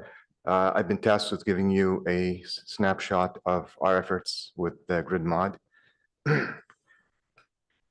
We started this effort here by developing a pilot. The pilot obviously was the objective of the pilot was to test different methodologies, to test different products and items there in order to design the grid of the future, essentially. The pilot project is a small scale project that covers about 1,000 homes. And the goal was to test different products and services that service providers provide, new technologies that have come to the market there as well. Of course, not to be the early adopters of these services, but to at least test them and see what benefits they can bring as well. So test the feasibility for time, cost, risk, and performance of various materials prior to going and undertaking a full scale rollout of the services there as well. Phase one. Sorry to interrupt, but should we be advancing the slides to be consistent? I think you're on a. Sorry, thank you. You're on a slide. I was watching you. Okay. I think it's the next slide. Yeah. Phase one project is about 7,000 homes, citywide project to replace power poles, essentially power poles, transformers, and secondary wire. This is our first phase of a 10-year plan here as well, which we'll go into the details of each phase in subsequent slides as well. Project timeline, estimated completion is 2026 for phase one. We aligned the phase one with the efforts that are currently undergoing with the fiber to the premise as well, thereby benefiting from synergies, cables attached to the same pole. Essentially, when we do the clearance of the 12 kV, we also clear the communication space, which means that when we go through and string the fiber cable, everything will be ready. It'll be done much quicker, much faster, and much less costlier as well. Next slide, please. Here's a high-level timeline, again, timeline of the project, broken it down into 10 phases. And while one may think that we can combine overhead and underground, there's certain complexities involved with doing that. So we've taken on the position that we would focus on overhead distribution to have near-term wins as well. So you'll see that phase 1, 2, and 3 are overhead efforts there as well. And then we start to delve in upgrading the substation infrastructure there as well. And what's happening simultaneously is we're retiring the 4 kV grid because it's not currently able to support some of the additional loads that are being added to the network there as well. So we're going through a two-step process of upgrading the 4 kV to 12. That brings higher levels of efficiency and voltage stability as well, so that you'll see improved power consumption by users of the service as well. We move into East Meadow Substation, which will be a mirror image of Hanover Substation, which if you're not familiar with it, it's the complete upgrade of a substation that is currently feeding Tesla's AI data center in the business park there as well. We move on to Colorado Substation. We'll mirror that as well, increase the capacity of the substation to support additional power demand there as well by our constituents. And then in 2027, 2 years from now, we will delve deeper and create another pilot project to test out some of the new technologies that are currently coming in the market, of course. Hopefully, they will learn from other utilities and some of the efforts that they've undertaken there as well. Leverage those that know-how, of course, and help drive our strategy forward here to keep up with the 10-phase plan. Then we come back into Hanson Way. You can see that once the distribution efforts are completed, then our whole focus will be on the substations, a little bit more complex there as well, requiring a little bit more attention and focus there as well. And we will be ready to support the retirement of a couple of substations which are currently running on 4 kV because the 4 kV will have been retired by then as well. And then finally, interspersed within the next 5 years as we look at areas to improve feeder optimization there as well, which includes distribution automation using devices to cut down if there's an outage, cut down the outage time there as well, and implement quick restoration of services there as well, and be able to obviously communicate those results to the UAC as well. Next slide, please.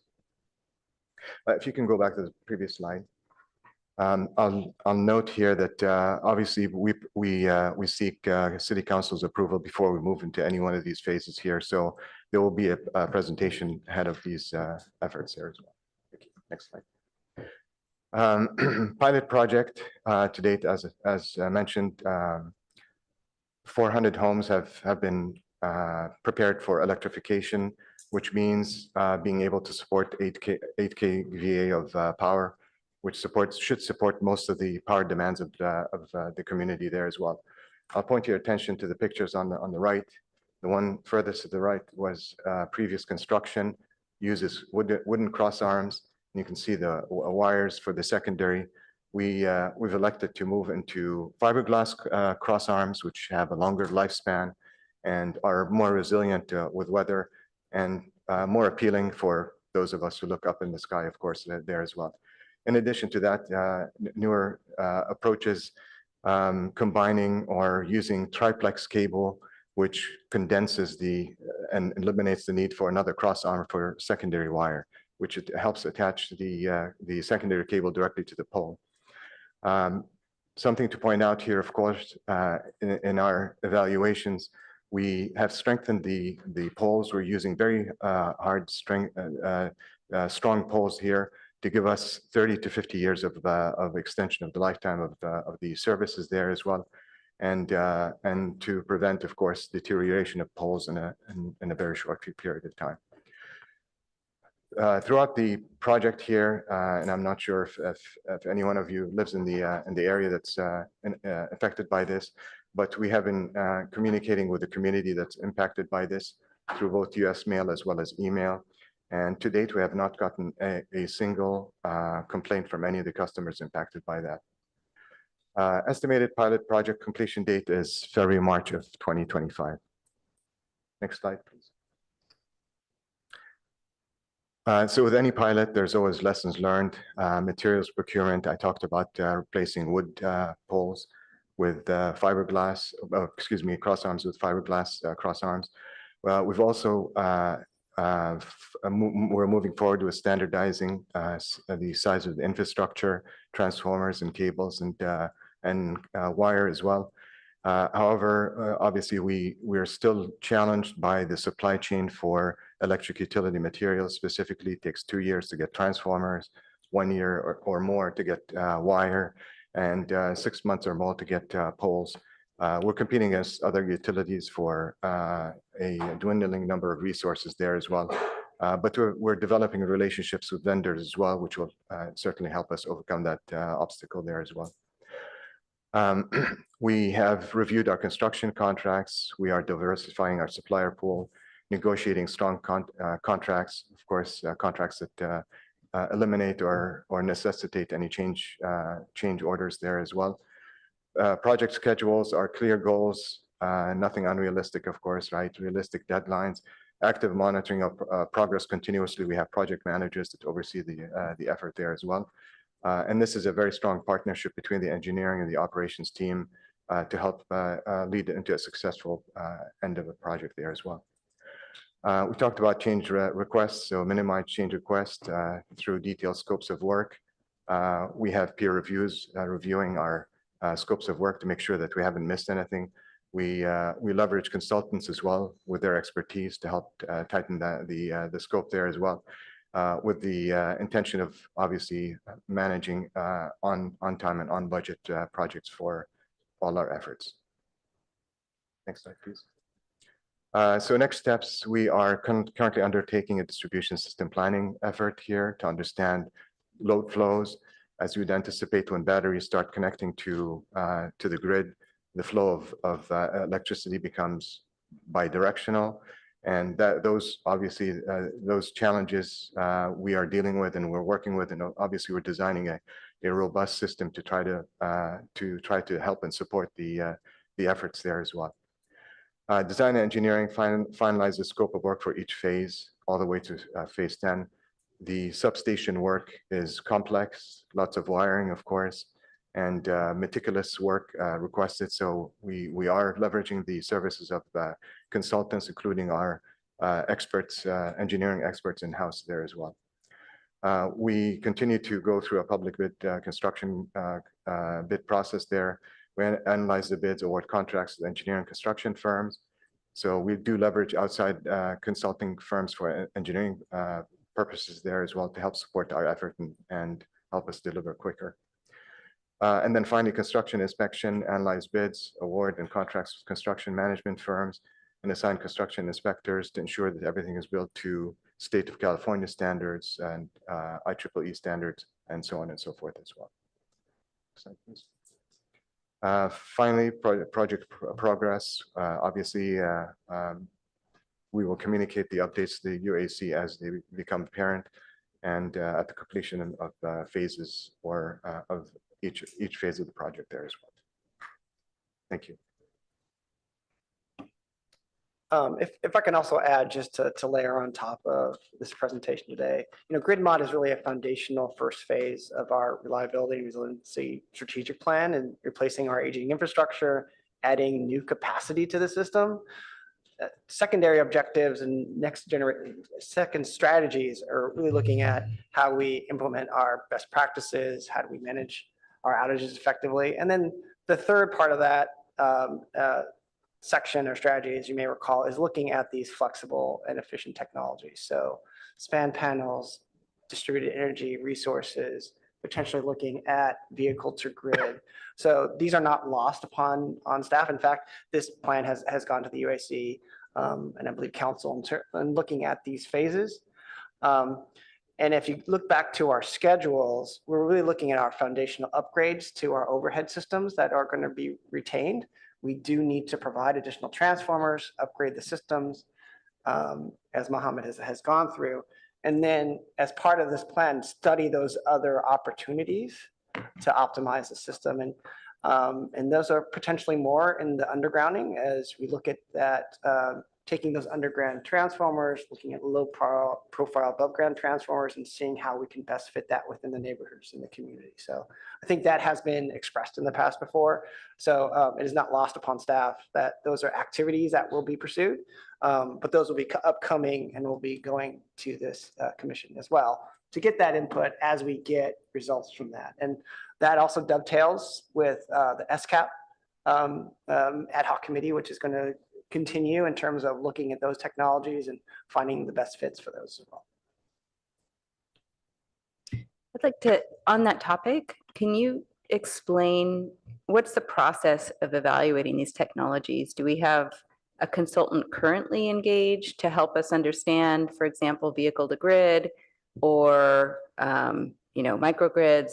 How are we planning for those technologies now, or what is the plan for when those fold in terms of contracts for people to help us, or do we have people internally who know about it that are, researching? Like, can you just describe the timeline and when we can expect to hear about that, and when you will be bringing in resources to kind of bring that into the grid? We will have an update on kind of the resiliency and reliability plan coming to the UAC, and we can definitely bring some of the timelines in terms of what that looks like.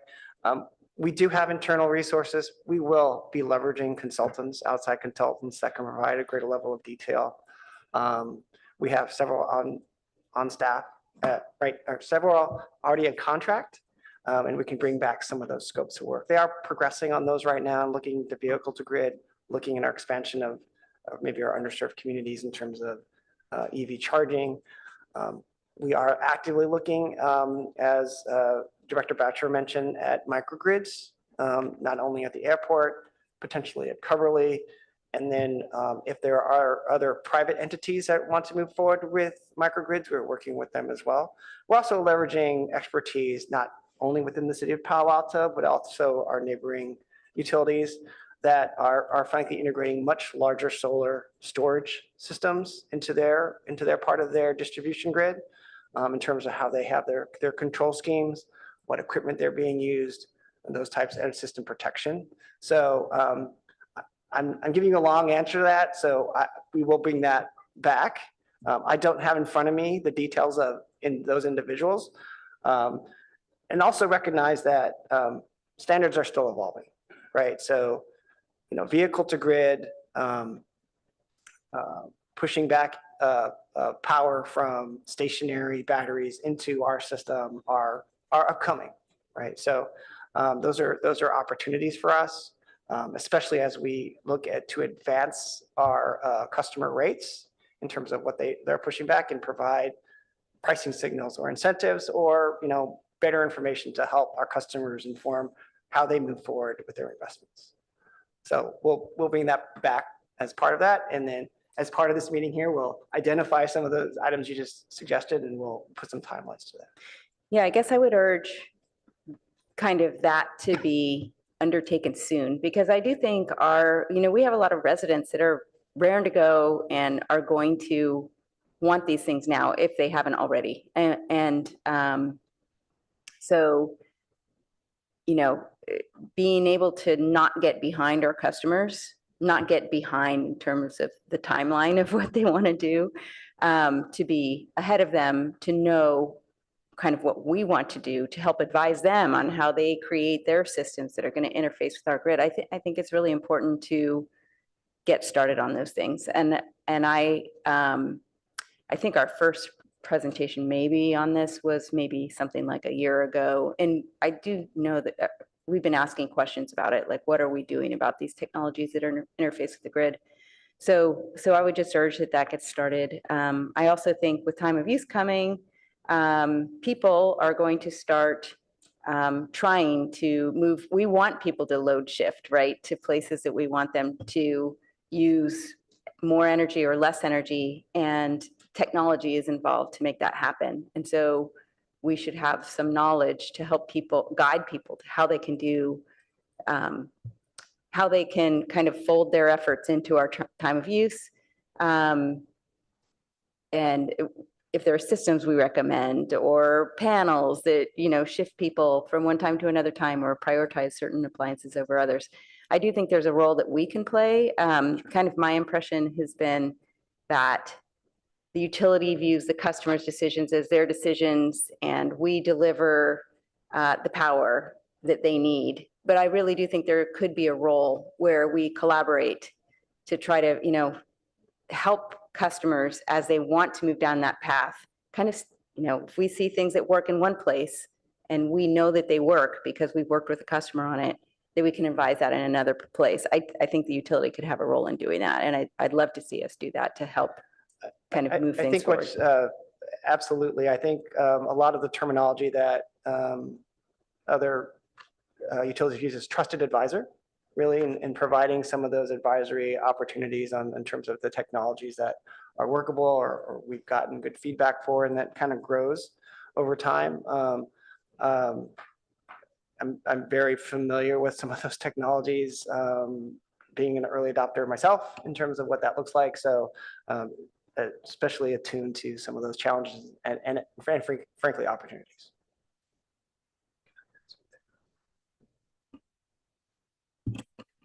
Yeah, so to answer your question, we're actually actively working with residents who are bringing on, grid connected devices there as well. So there's quite a bit of collaboration.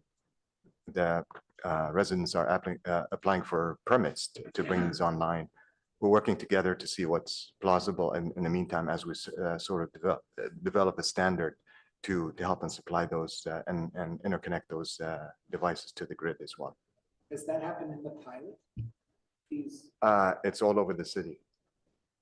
It's all over the city. I think I'm so glad to hear that. I mean, again, in the presentations. Solar Plus, we're working with Tesla, we're working with, because they're consulting with us. Mm-hmm. What can you support, right?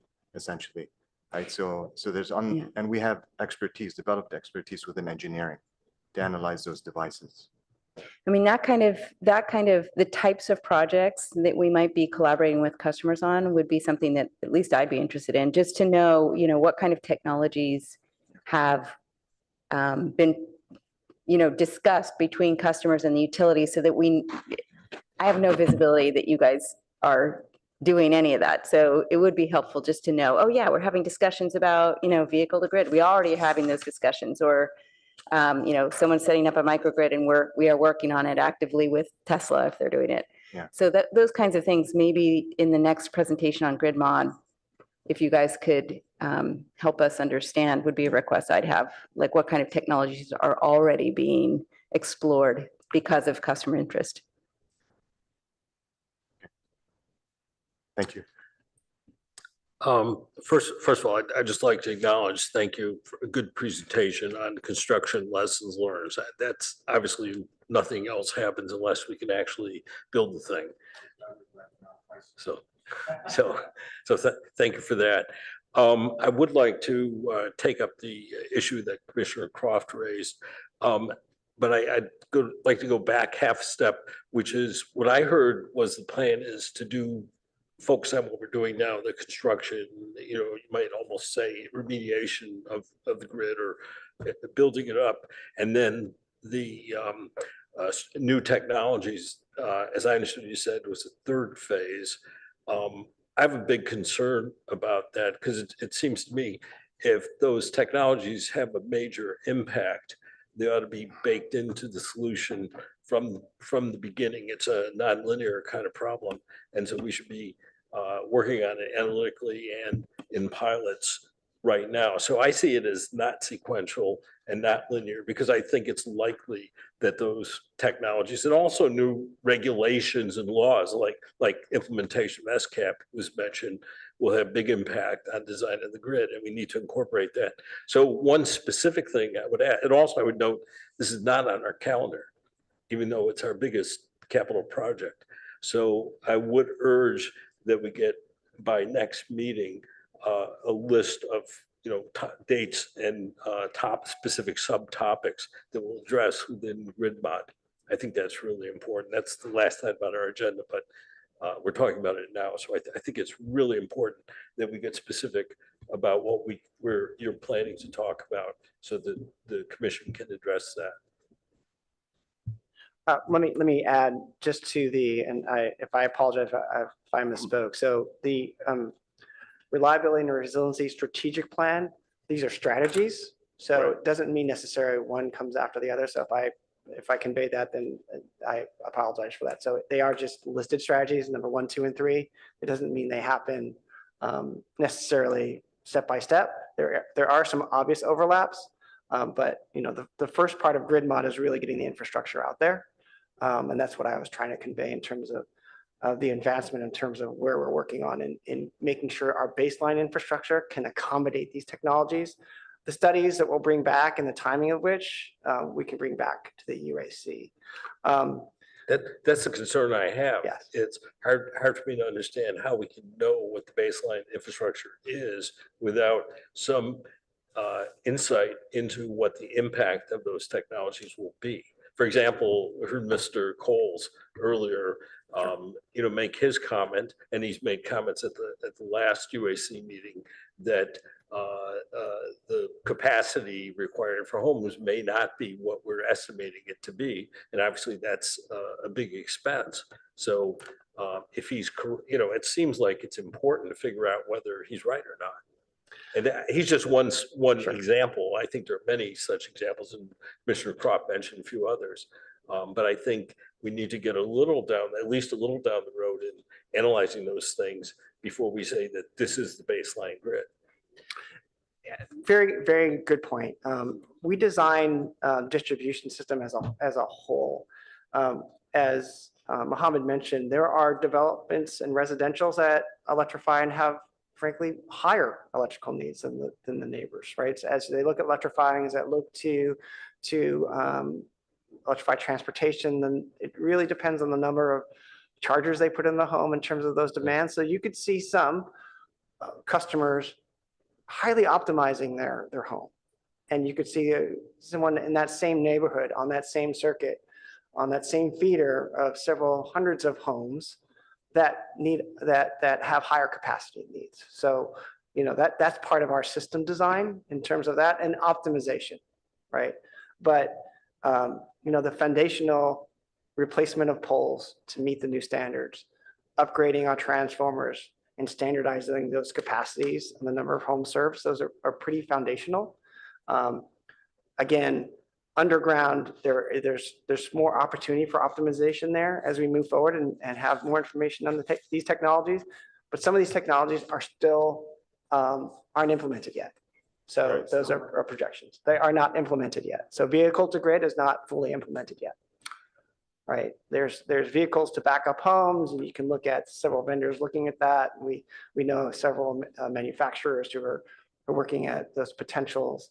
But we also take a look at the developments coming and making sure that our infrastructure can serve them, because it's not just those homes. You may have a development coming in with a higher number of residential units, and those are new development. Those growths we have to be, flexible for, and we put that in, bake it into our plan. Yeah, I guess maybe just to add on a little bit, I'm sorry, I didn't. And maybe it's in the resiliency and reliability plan, but this does read like kind of a hard engineering approach, like it's taking the city from being able to have 35% electric vehicles to 85% electric vehicles. And I think as people are saying, there's a tremendous amount of other things that require not just this engineering, but will be incredible challenges, as you guys know, in dispatch and everything else. And, it's not going to be the same system you're talking about. I mean, if you're talking about vehicle to grid, you're talking about storage, you're talking about microgrids that will be connected. So is there a parallel effort, and is that under the reliability and resiliency? Will we see that separately going on that's coordinated with this? I think, that's a little bit of, and I understand some of these, technologies will probably not become viable or will not be adopted, and we don't need to worry about, but many will. And, what is the investment being made in the dispatch capability of the city to handle, of the utility to handle these, as they do come in? And again, it seems like this plan goes to 2032 without mentioning any of that. So, I think people got the idea, hopefully wrongly, that, okay, we're going to do all this stuff. Then we're going to start thinking about how people might actually be using this. So I think some kind of coordinated plan saying, okay, yes, we have to do the hardcore engineering. It's the blocking and tackling. It's foundational for everything. If it's not there, none of this other stuff matters. But in the meantime, we are also thinking about consumer outreach. What are we going to need to do for dispatch, modified dispatch, become a much more adept at various aspects of dispatch, which the city has not had to worry about in the past as much. Are we encouraging microgrids, discouraging, experimenting with them, and so forth? Somehow coordinate that with the engineering plan would be great to see, instead of kind of having two different plans, just for me personally. Yeah, I think that's the point. It needs to be one Chris, plan. speak a little further into the microphone. I agree. It needs to be one plan. Also, it's not linear in two different ways. One, in vehicle to grid, changes what the grid looks like, but also the utility, by being in front of the parade, can influence how people implement vehicle to grid or whatever other technologies there are, by pricing and by different techniques. And I think you heard from some of the resident comments that people are eager to try to help contribute to this. And just to add a specific example to those points, I remember way back in orientation with the Commissioner Tucker, we discussed how voltage drops that might be introduced by some of these new technologies might affect some of the new components in grid mod that we're using. So I do think having alignment on what technologies we'd like to use is important when we decide what infrastructure to invest in and install. Any other questions or comments? My commissioners ask many of my questions, so thank you. The two things I wanted to just briefly follow up on is the relationship between this agenda item and the first one, which is 30% vacancy rate in staffing, and how that might be affecting the ability to concurrently look at new technology evaluation, doing planning, and doing the grid mod sort of hardware upgrades simultaneously. Can you give us a better sense in that vacancy number, what fraction of that is on the planning side and what fraction of that is on the actual like construction side?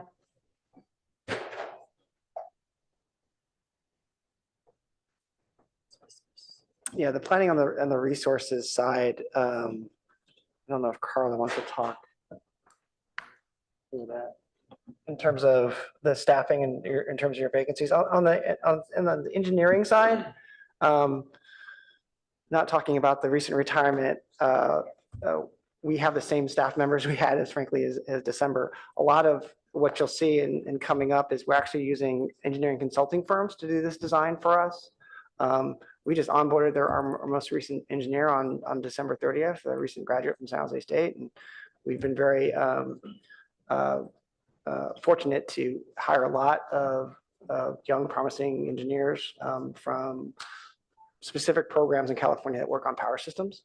And then of course our project management. So on the engineering side, I think we are not talking about Mr. Marshall specifically, that is a definite loss and wish him well in his retirement. But in terms of that staff, we have those positions filled. And I don't know if George, you might want to add on anything on the operations side.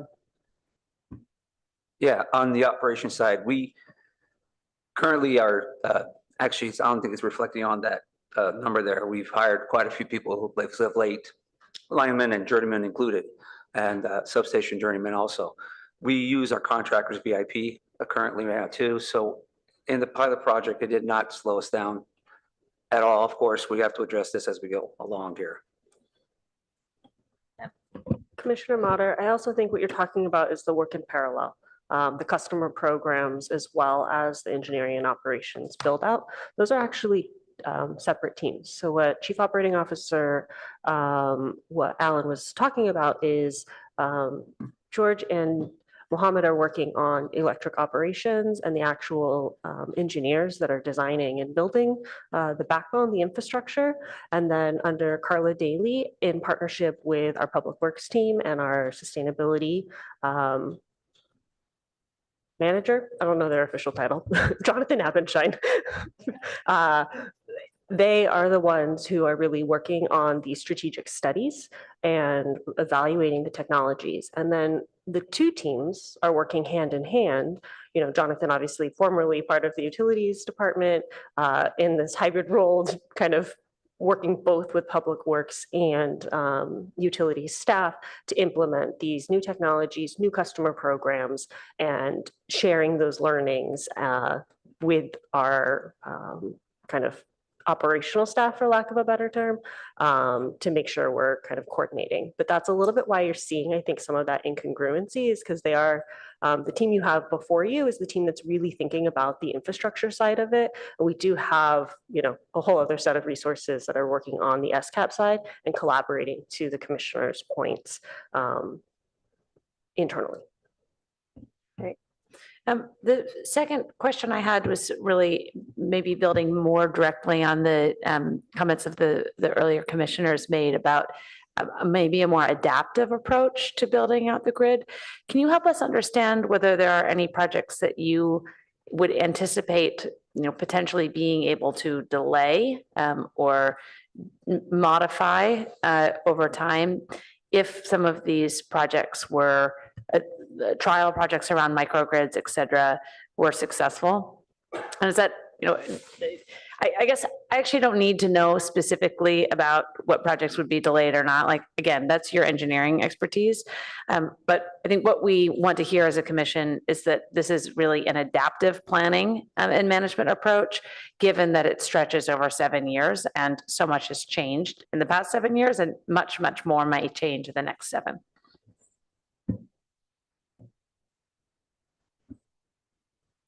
Anyone else? Yes, so yeah, totally adaptive. And I'm not just saying that because we are working on several microgrids as we speak, highly confidential. The customers obviously don't want to identify themselves.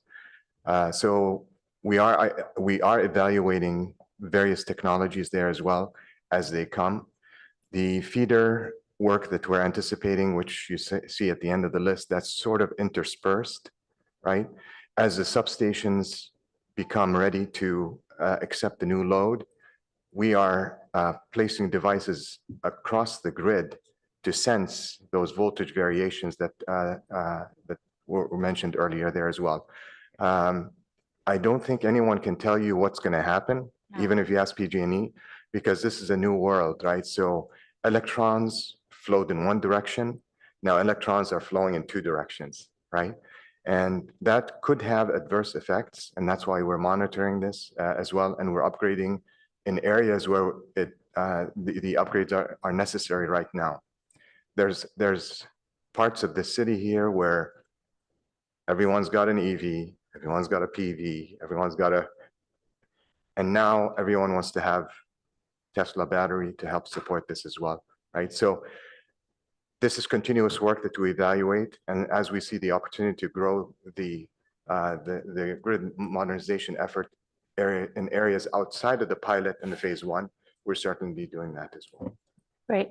I guess the final thing I'll say is that I think I hope that there's a really strong communication between the kind of resource management side and your team in also thinking about who the largest or most peaky customers are, and whether, like, again, that more personalized outreach may end up saving us significantly in our capital expenses. Okay, well, without getting into the details, we work with Carla's team every week.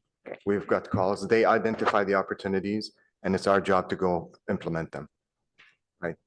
So we do pilots because pilots help us test different methodologies there as well. Pilots eventually become standards. Standards help us get consultants and contractors to help do things in a very efficient manner as well, right? So that's essentially our cycle there.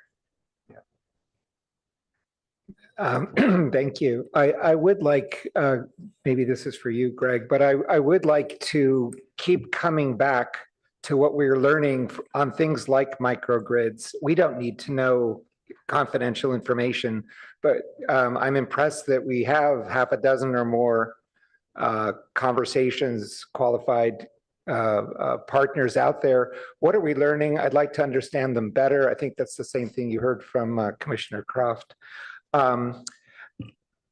So I hope we can keep coming back to grid mod on a frequent interval. We'll talk about agenda at the end. And I hope that we can learn lessons that you're learning on this microgrid topic. Just a small pesky question. I guess I'm getting a reputation for those, sorry. But on the slide, I was confused reading the packet. The pilot, should we understand that the pilot is in this timeline somewhere, maybe under OH distribution? Under phase one.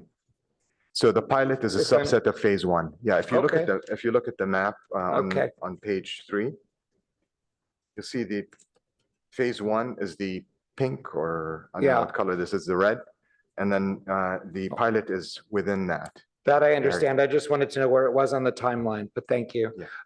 There was mention, it was very brief, about community and consumer outreach and communication. If I heard right, was it several hundred questionnaires or surveys, or maybe something went out to all the ratepayers in the pilot area? And if I heard correctly, there was nothing but good news, or no news is good news. But it sounded almost too good to be true. What we know in public discussion, like in the press, I'm thinking back a year ago, grid mod is late. There's concern about cost, of course. It's going to be costly. Who's going to pay for it? Pad mounts, so moving transformers from up in the air down onto people's parking strips or front lawns or what have you. All kind of Tesla, for example, I think was said to be the first, quote, beneficiary of grid mod, raising eyebrows for some. And I guess until we figured out they were paying half the cost or more. But all this is just to ask, there seem to be a number of issues, concerns, things out there in the community perception of grid mod. Again, what's it going to cost? How's it going to affect me, et cetera?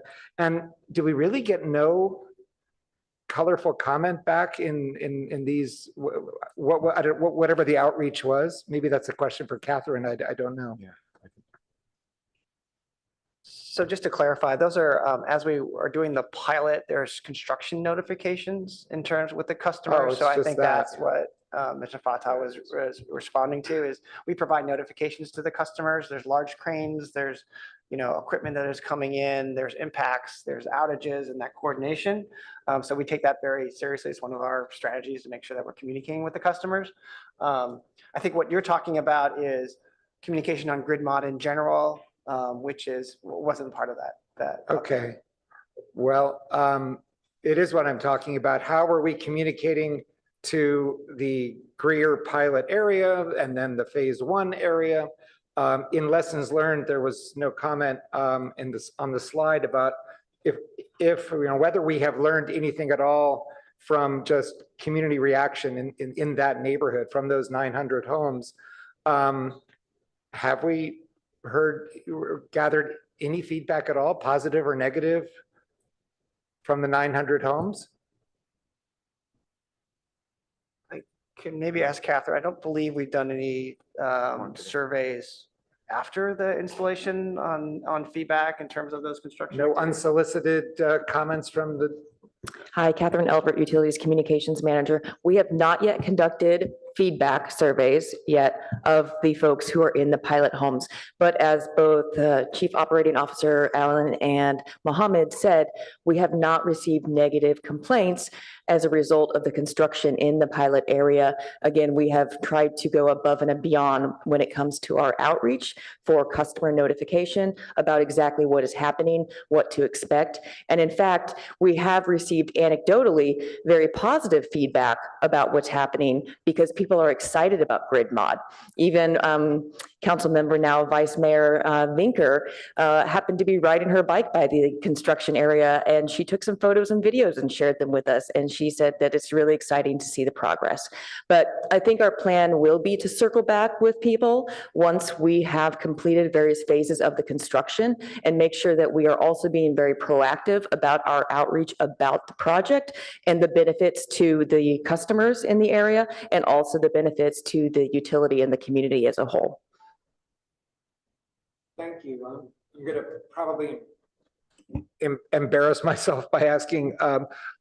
I've heard numbers, read numbers. I thought we generally talk about grid mod as being a $350, maybe $400 million long-term capital expenditure. I heard a number today of double that, but maybe okay. So really what I think we should be talking about in the months ahead includes when it comes to grid mod, what our PR and communication approach is going to be. Is it well understood the cost of the initiative, the funding mechanism of the initiative, and then so many other aspects of grid mod, all that's good about it, all the benefits that are coming to those in the phase 1 neighborhood next. It'll be fabulous to get feedback from the Greer pilot area, assuming there are a lot of happy homes, but then that has to be turned into public communication. I can speak to that just very briefly. As we are in the beginning stages of this project and we are in the pilot phase, yes, we are also working on building out our communication and outreach strategy. And yes, we will be incorporating all of those elements, what the costs are, and again, what the enormous benefits are, including benefits to customers as a result of the possibility of incorporating new technologies like the commissioners were just discussing. So yes, that is part of the plan that is in the works right now. Are there customers today in the pilot area who are benefiting and realize that they are benefiting from this infrastructure upgrade we call grid mod? Are there people who realize that things have gotten better for them? I cannot answer that personally. I can say anecdotally that in general, I think when people understand about the project, they are understanding that we are doing some great work to enhance the resiliency and the reliability of the grid. And we're also working toward making this an effort toward our sustainability and climate action goals. And so again, this is going to be a process in which we will continually try to circle back with customers and incorporate a feedback mechanism into our communication and outreach strategy as the project progresses. Thank you. Thank you. I guess one of the things you might be trying to get at, Commissioner Tucker, I mean, or that we've talked about before, is that they're having people who want to electrify or upgrade their panels and have been unable to because we don't have the capacity for them.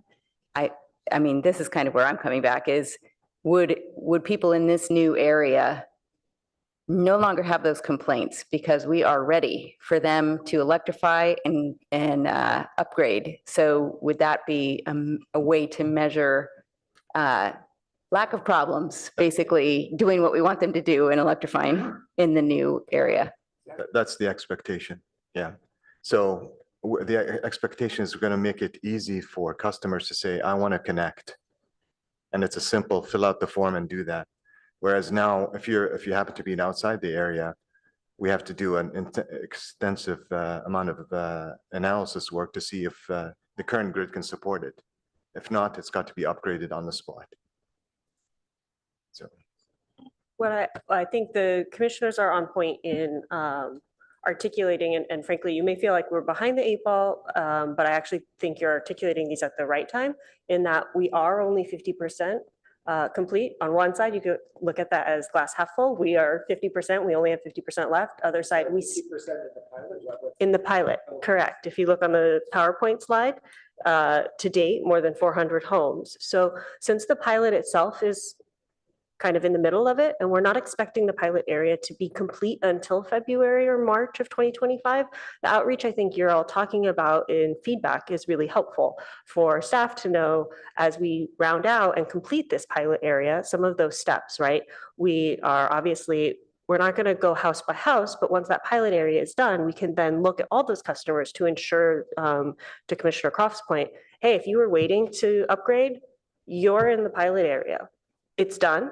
Here's the process to do it.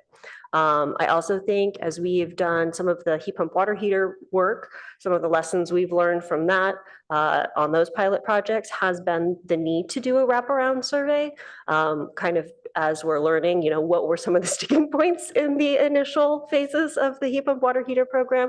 And so as we enter through this or complete, frankly, the infrastructure side of this pilot, now's the time come that completion that we would start to do those wraparound surveys as well as the notifications of the additional benefits they have. So I think this is actually really timely feedback to make sure that as we are not only finishing on the engineering and construction side, spooling up the, for lack of a better term, marketing, as well as a feedback loop for informing our next steps. So thank you. Anyone else? Parts of, and this might be my own ignorance, so please forgive me, parts of this program seem quite amorphous to me. For example, Commissioner Tucker brought up cost, Commissioner Croft brought up, do we have a list of the technologies we're exploring? I'm curious, how have we modeled expected demand in Palo Alto's future? And what are underlying our assumptions about that? And how are we building capacity towards it? So I do think the next time GridMod comes before the commission, it'd be great to have more discrete information about the purpose and the plans and what undergirds some of our assumptions about what we're trying to do. I think that would be helpful to understand, and also understanding what is the cost that we're talking about. I had originally understood it to be a $300 million project, but now I'm understanding it might be closer to a $500 million project. So it'd be great to kind of understand the cost component in a more discrete fashion as well.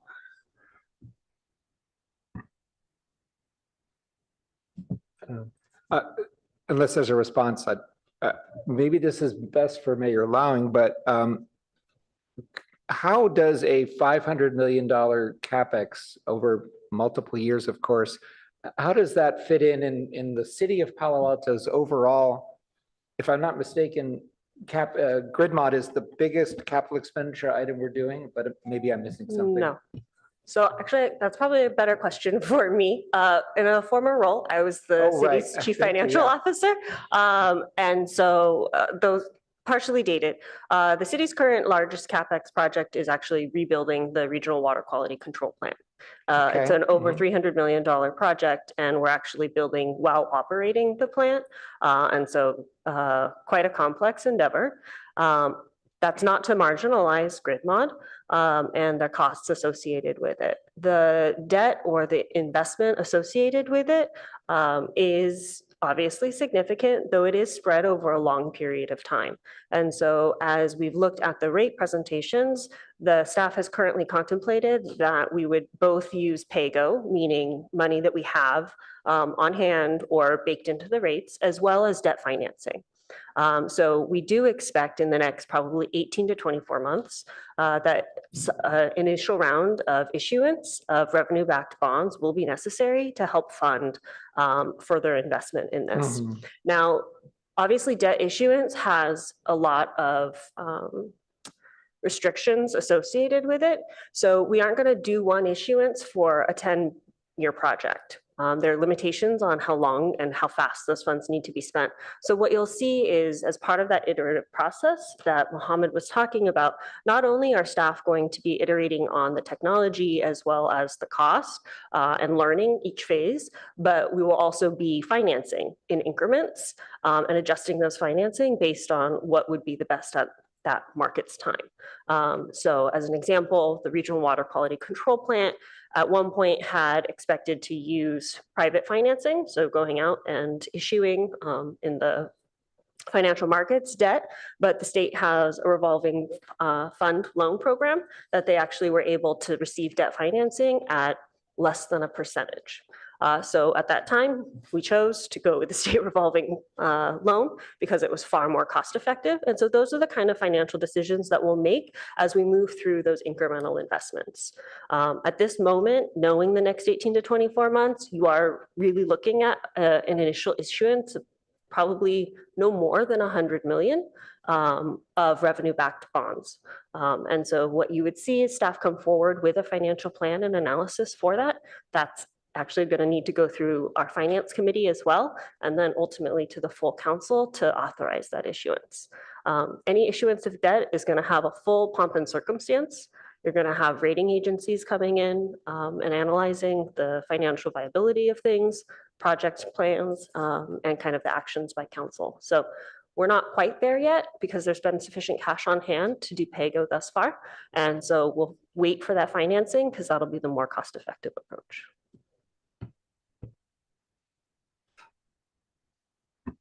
Just to touch on the load projections as part of the plan I was mentioning before, getting that second connection to our system is one of the priorities for the utility for the last several years. So we are making progress in that regard, and when we have information, we'll be bringing some of that back.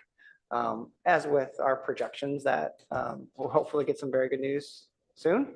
But we can also bring some of those projections back to the UAC and what we're looking at.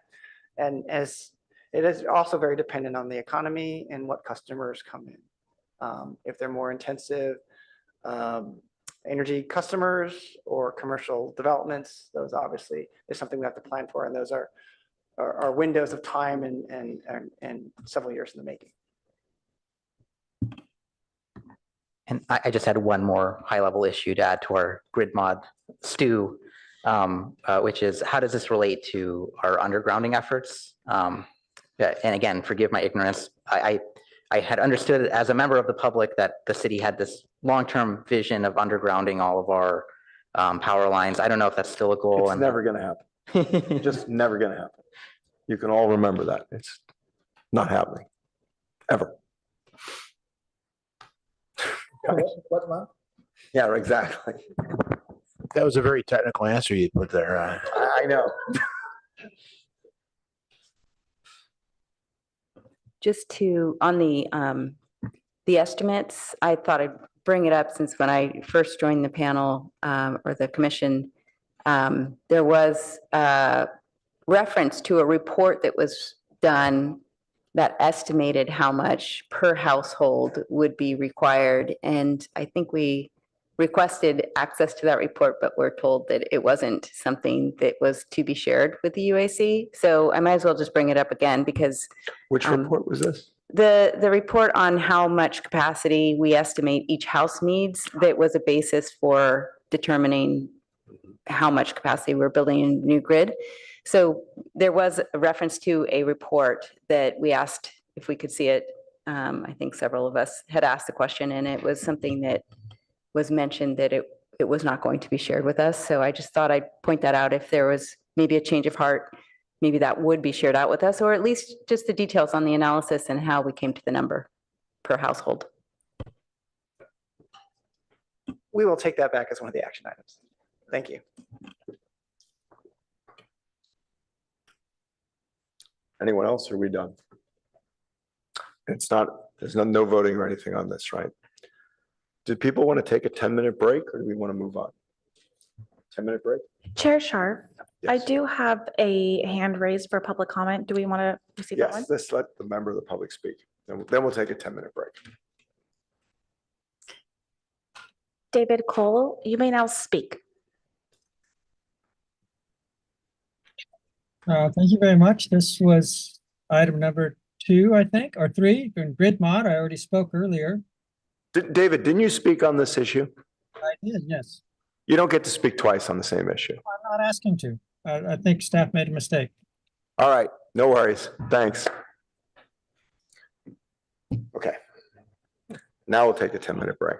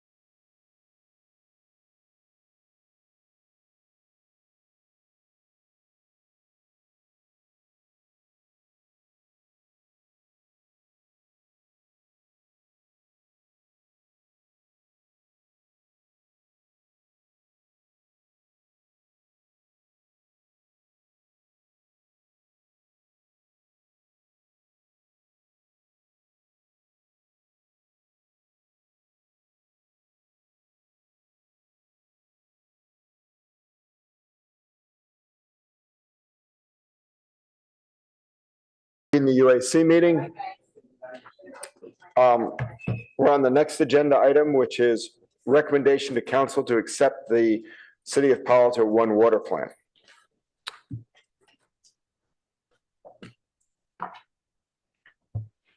This is Kaylee Burton, Utilities Administrative Assistant. If any member of the public would like to speak on item number 4, please raise your hand or press *9 on your phone now.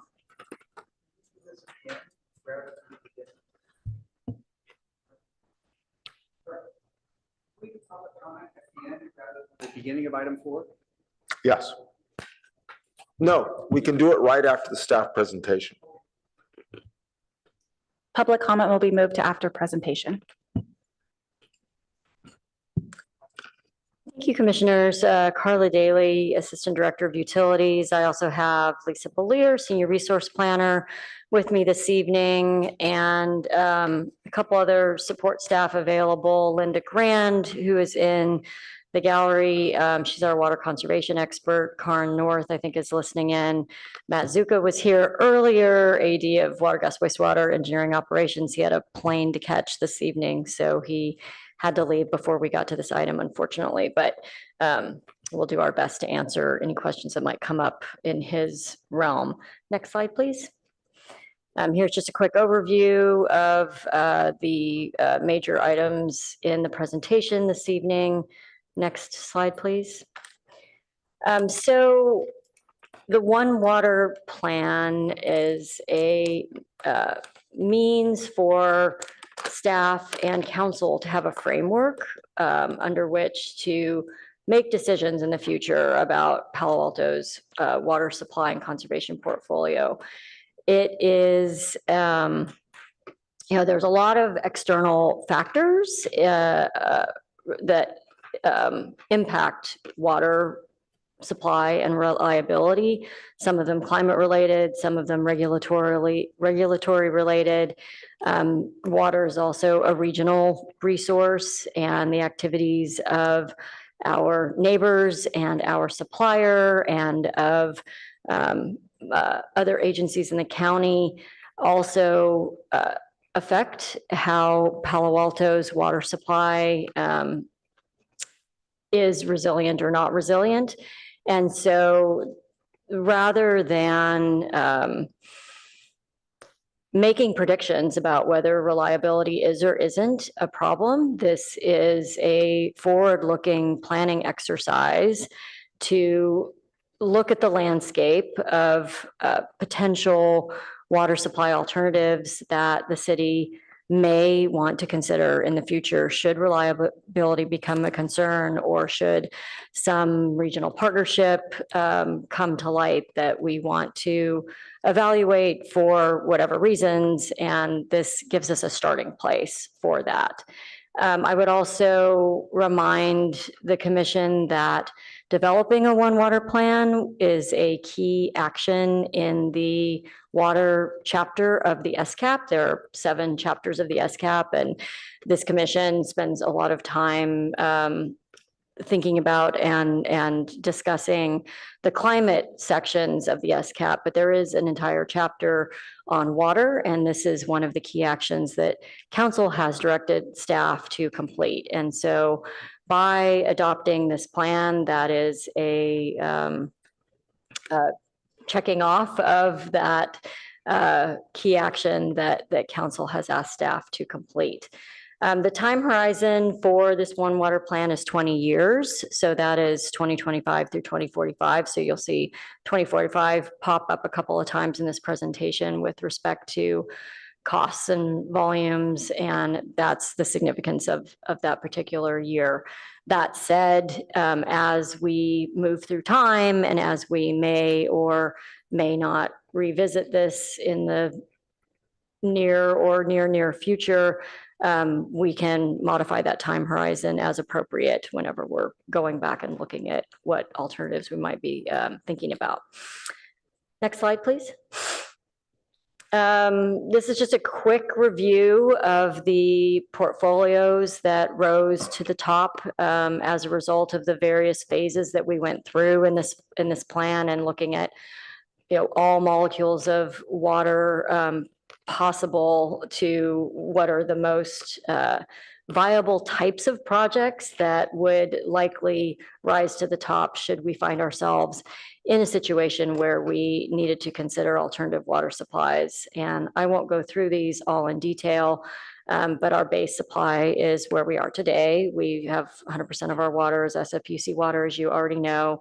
Enhanced conservation, it was a resource that was quite attractive. And so all of the other portfolios include that enhanced conservation, plus some other large project added into the portfolio. Next slide, please. So in response to the pre-meeting that we had with the chair and the vice chair, we really made an effort to try and respond and loop back to the questions and the comments that were made by the commission, albeit some time ago when we last came to you with the preliminary results of this study. And so the next few slides are addressing those questions and concerns.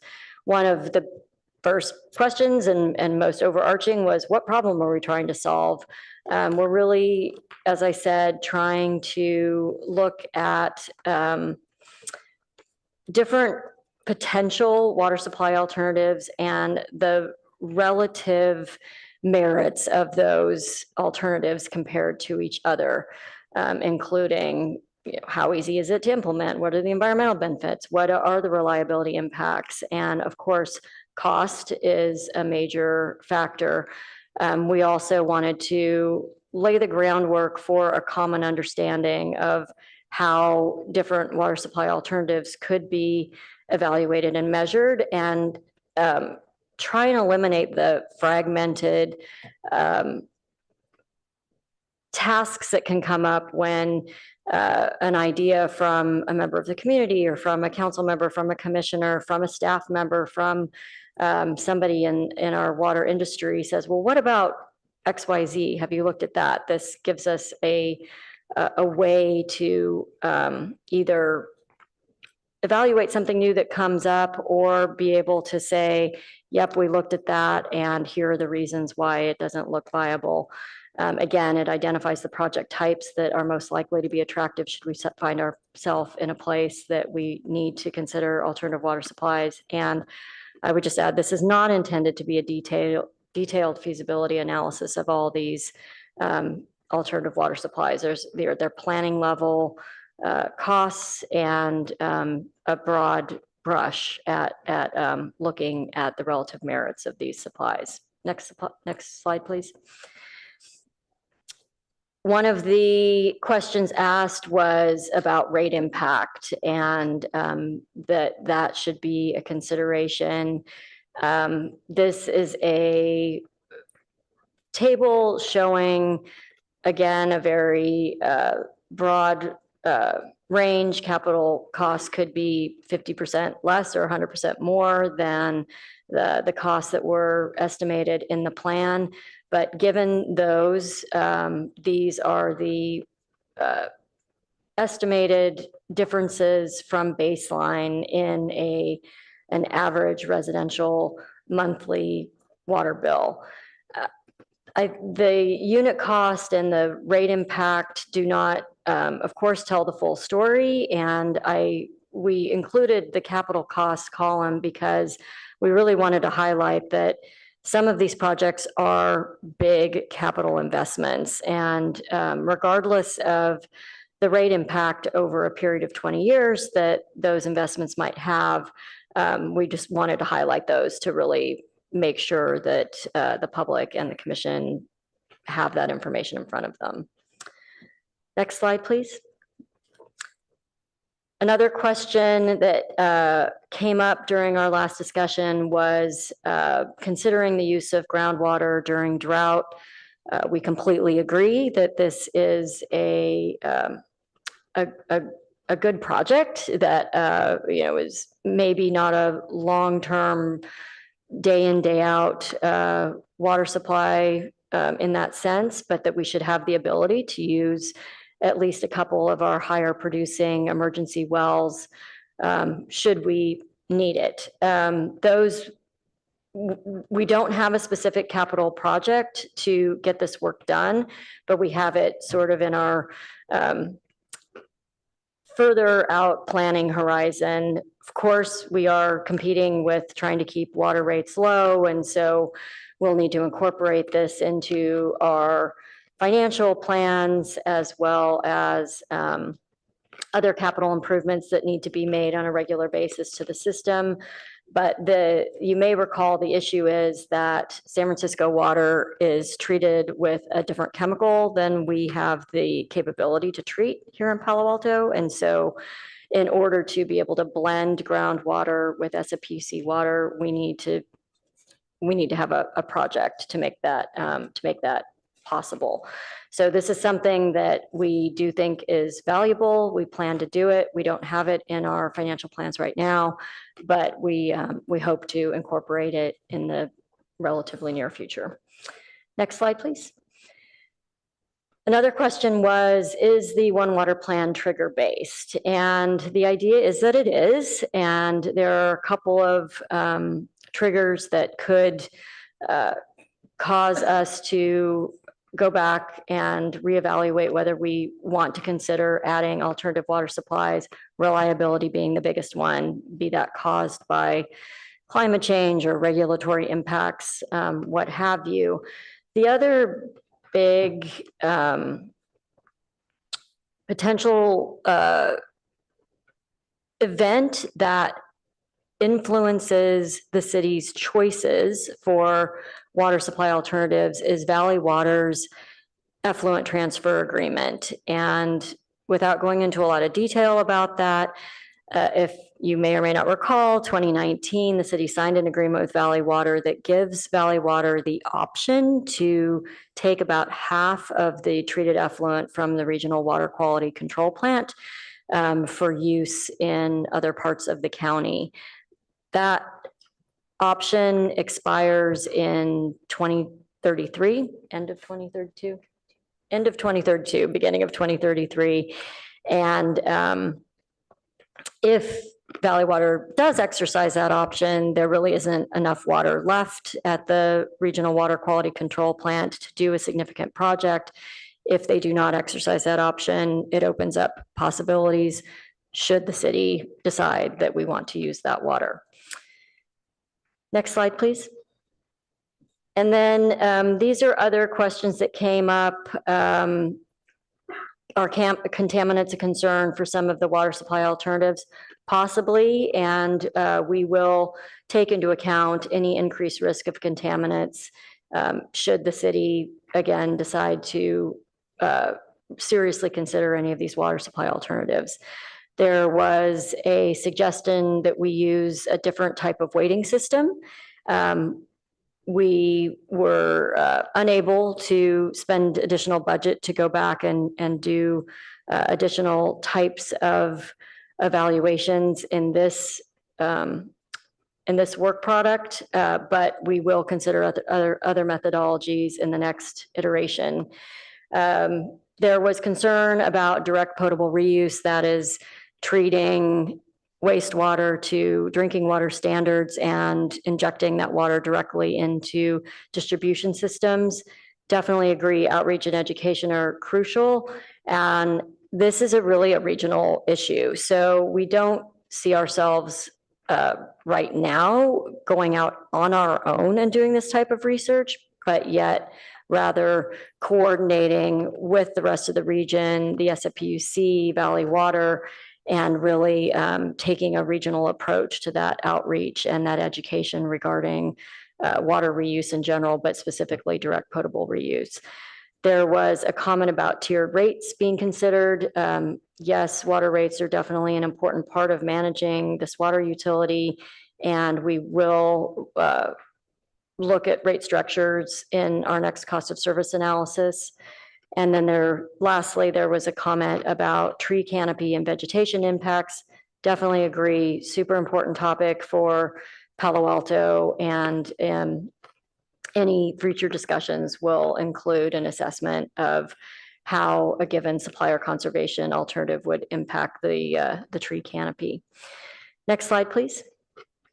Other currently planned activities, we, are always planning for conservation. We don't sit on our hands in between droughts to think about how we can do a better job of using water as efficiently as possible here in Palo Alto. The enhanced conservation measures that were identified in the One Water Plan do look pretty attractive. And so we are going to do more work to evaluate those and consider possibly recommending some additional conservation measures. And we're always monitoring the funding opportunities that are out in the world as far as water-related projects. I wanted to say something about conservation. What was it? Maybe it'll come back to me. Next slide, please.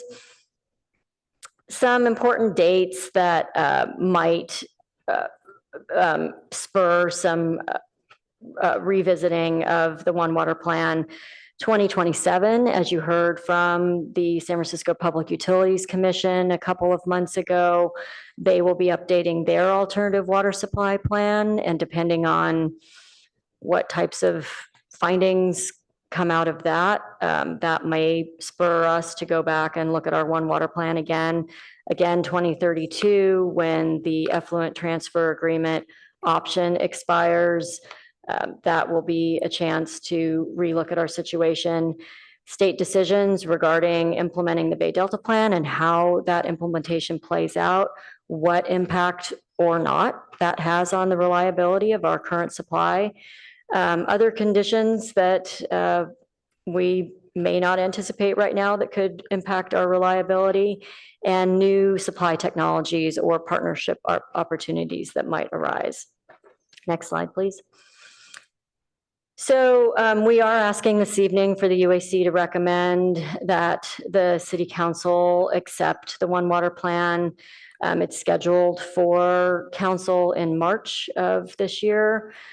There is no recommendation to proceed with any specific project right now. There's no resource impact by accepting the One Water Plan, but it does give the city a basis from which to start when continuing to evaluate water supply alternatives in the future.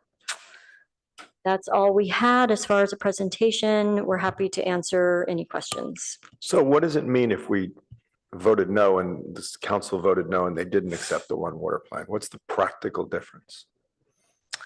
That's a really great question. Kylie, do you have a response to that?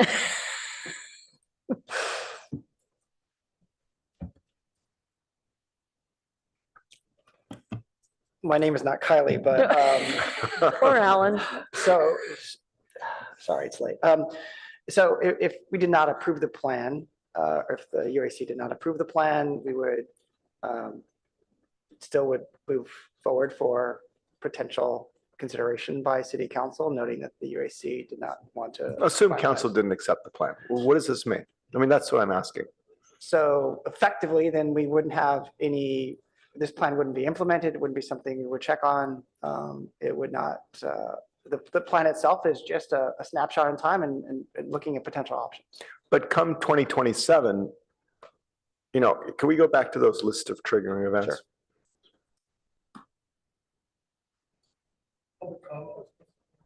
Oh, yeah, there is public comment. Was there public comment? Yes.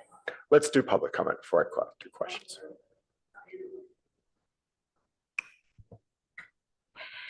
If any member of the public would like to speak on item number 4, please raise your hand or press *9 now. Peter Dreckmeyer, you may now speak. Thank you. Peter Dreckmeyer, Policy Director for the Tuolumne River Trust. First of all, I'd like to acknowledge that Palo Alto is really fortunate to have a great utility department and really great staff. And I have no complaints with staff. But I think we need to ask ourselves the question, how did we get to where we are? Staff was directed to develop the One Water Plan based on the SFPUC's claim that the Bay Delta Plan could lead to 50% rationing. And I hope you'll push back on this fabricated rationing figure based on the conversations we've been having recently, possibly remove it, or at least acknowledge that it's extremely controversial. You might ask why the SFPUC manufactured the 50% rationing figure. And it was really to justify their opposition to the Bay Delta Plan. They sued the State Water Board and they lost their case last March. And here's one reason why the SFPUC misled you and many others.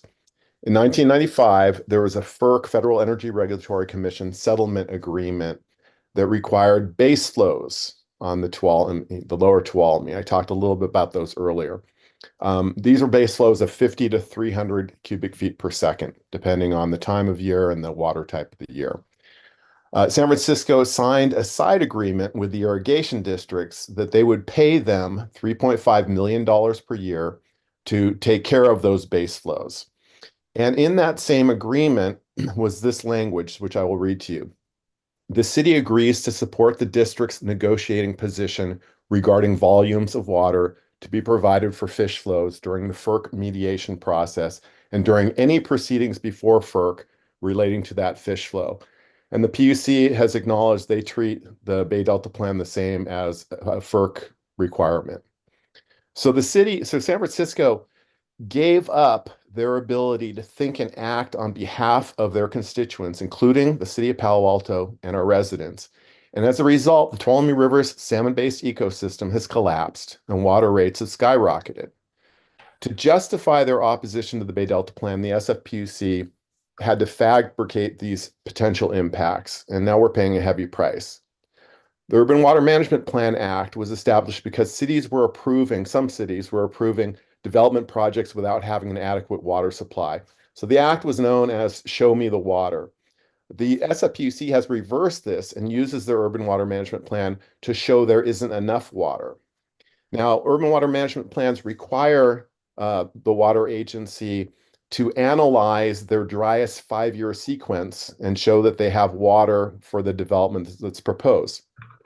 The SFPUC could manage their driest 6-year sequence, 87 to 92, with the Bay Delta Plan in place with no rationing. In other words, their urban water management plan could say 0 rationing, but they say 50%. So I'll wrap up here. To conform with the manufactured crisis, they had to produce this alternative water supply plan that looks at 92 to 122 million gallons of water per day at a price of 17 to 25 billion. Imagine what that would be due to our rates. And they only look at the highest level, unlike our plan, which did look at different scenarios. I could go on forever, but I think my time's probably up. So thank you very much. Thank you, Peter.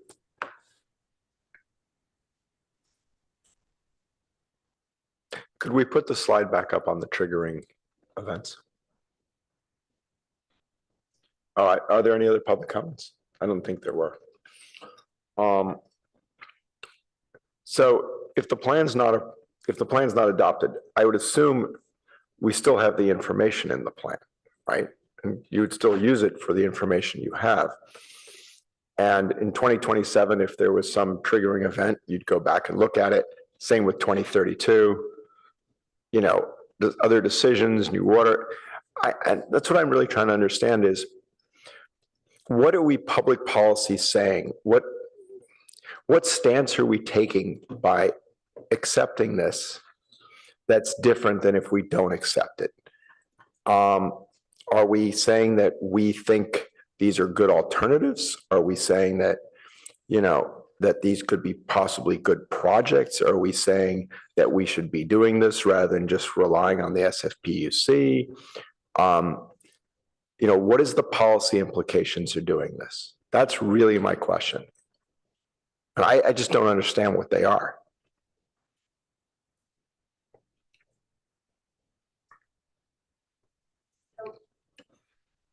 So I think that the formal acceptance of the plan is somewhat administrative. It's administrative in the sense that this is spelled out in the SCAP that says we're going to do this, and it's a public document that the council acknowledges this was done, and it kind of gets a little council blessing. The practical implications are, I think, less significant. The work has been done, and we as staff will rely on some of the work that's been done in this plan. Probably not go back and look at water supply alternatives that have been clearly shown to be not practical or feasible. And so that will save some work if and when we ever need to consider alternative water supply plans. So staff's never going to come to a UAC meeting and say, do you remember we passed the one water plan and therefore that leads to this policy outcome? And this is the framework upon which council has agreed that we're going to look at this. And because if so, what would that framework be? And if staff's not going to do that, that's fine. But I mean, that would be great. Then I understand it. This is just a ministerial thing. You did the work. You want us to acknowledge you've done the work. Great. And there's useful information here. I don't want to say there's not. There is. And I actually thought some of the slides were great and all of that. I just didn't want there to be a policy implication that comes out of this that I'm not aware of. I can't think of a policy implication that would be, I can't think of a policy implication that's in here. And I don't believe there's a regrets situation where we would point to something and say, aha, you agreed to this, so therefore we're going to move forward with whatever. I appreciate that. Chair, can I just sort of address a question there? As it comes to council, it strikes me, address the assistant city manager on this, that this might be one of those things where we accept the report of, as opposed to approve anything at a council level. Because the work has been done. We're noting that it's been done. Thank you for the report. We don't want any changes. Next item. Yes. Okay. No, I think that's helpful. And I assume we could do that too here. We could accept the report. How did you phrase it, Ed? That's correct. And that's actually what is recommended. Oh, that is what's recommended. Yes, correct. Is that this is simply accepted. Obviously, the council has the authority if they wanted to accept the report and then provide a referral to staff on additional direction as a result of the information in the report. That could be council's prerogative that they at times choose to exercise. So I couldn't opine on that part. Could I be more specific a little bit? Sure. So I dug into this quite a bit, being highly underemployed at anything else. And kind of believe that there's a tremendous amount of work here, and I agree with the recommendations, but I think that the methodology used to recommend them is fatally flawed, and I would not approve it. So, the question is, I believe it got to not a bad place, but as a decision maker, I'm not a decision maker. I try to look at it as a decision maker, and the use of linearity, I could get into the technical side, but I went through every number and figured out how it was calculated. I just do not think it is an appropriate framework to be used in the future for evaluating options. I think it obfuscates the real trade-offs that are being made. I think there's, not clarity around why things are weighted. And I'm not even talking about the final weights. I'm talking about the linearizations prior to the final weights, the way they are. I think those have implications that would not be fully understood by most policy users. So if approving this means that it would be used, or we are putting our imprimatur stamp of approval on using it for future decisions, I would vote against it. If it's just a kind of acknowledgement that this work has been done and a box can be checked, I don't know, sure. Then we don't even need to talk about it anymore, I guess. So which of the two is it? I just heard it from Ed. He thought it was the latter, right? That we're just accepting the work was done. Well, the agenda says we're accepting the plan. I know, and that's why I was. I interpreted that to mean that we accept just the opposite of what Bob said. Right, and that's was my confusion. So we could And- just say and- we accept the, And I think acknowledge the we work. acknowledge the work. yeah, and on that point, I agree with what the other commissioners and the mayor are saying. I drafted some language we could consider along those lines. I can read it out. The Utility Advisory Commission is forwarding the One Water Plan report to the City Council for reference only, recommending no action at this time. The UAC thanks staff and the consultant for their work on finalizing the report and bringing these alternative water supply options forward for consideration. While the UAC recognizes the plan's focus on water supply, sustainability, and resilience, additional analysis is needed given the complexity and long-term implications of these decisions. Then there's a middle paragraph that highlights some of my own concerns that we could modify or omit. A key concern is that none of the proposed portfolios adequately address the projected unplanned supply gap under critical scenarios, including a 50% reduction in regional water supply and Palo Alto's emergency shortage stage 2 conditions. Adding to this challenge is the ongoing uncertainty regarding potential cutbacks and future actions by the Regional Water Supply Authority, particularly their alternative water supply planning. Several proposed portfolios, especially those involving desalination and potable reuse options, would require not only significant capital investment, but also substantial public engagement and acceptance. Now, a third paragraph. The UAC recommends following our established process of comprehensive technical review and community engagement before taking any action. Future evaluation by both the UAC and City Council will ensure that decisions align with our community's long-term interests and goals. So that's a proposed cover that could go along with sending this forward for reference only to the City Council. Anybody else? I think it's a bit too long and specific to really be a motion I could support. I mean, acknowledging the work and that the report is complete without somehow, doing a dance that we're not somehow, and in particular, not saying that this is a framework that should be used for future decisions is something I'm comfortable with. I don't feel the need to explain why, and I'm happy to meet with anybody and talk about my concerns at any time, but I don't think it should be part of the motion or. So we could omit that middle paragraph and just focus on the first one then with modifications. Anyone else want to weigh in? My impression as I read this was that the entire document is not a plan. But that the plan is what's on the screen right now. Like, that was kind of my impression, is that the plan is that we have no action right now. But if the event were to arise where we decide we need reliability, better reliability, we have a flow chart, kind of like the FDA has a flow chart for how you're going to make a decision, yes, no, on various nodes, right?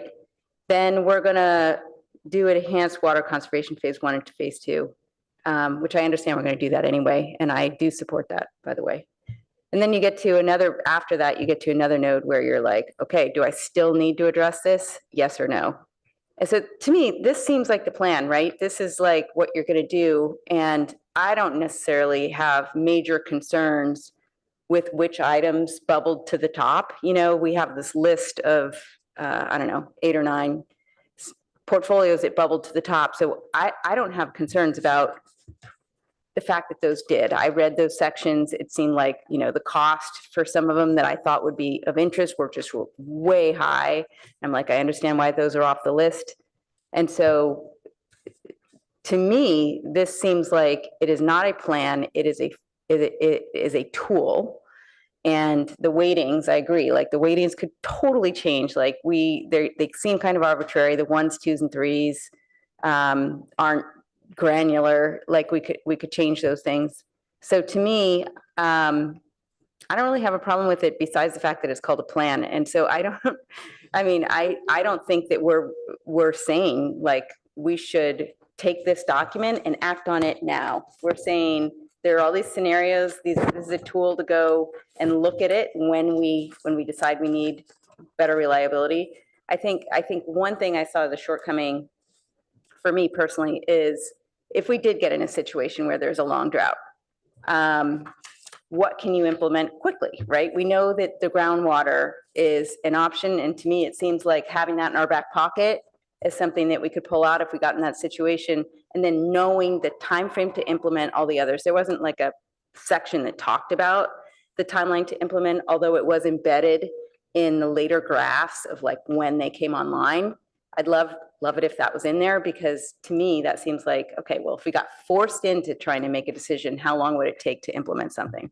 So I guess that's the conclusion is this seems like the plan. It's not really a plan, it's more like a framework. And so I don't want to sign on to it being a plan, even though that's what it's called. Staff does call it framework. Yeah. I guess I'm more concerned with it being a framework. Yeah, I had concern with the framework. Yeah, too. that's the part that kind of triggered me. I actually like the plan that's shown on the slide. I think that is an approach I could support, as long as the evaluation criteria being used in the future is not the evaluation criteria being used here. Shall we go back to your language, the first part of it? That was pretty simple. And maybe you could just reread that. Sure. So just the first paragraph, the Utility Advisory Commission, UAC, is forwarding the One Water Plan report to the City Council for reference only, recommending no action at this time.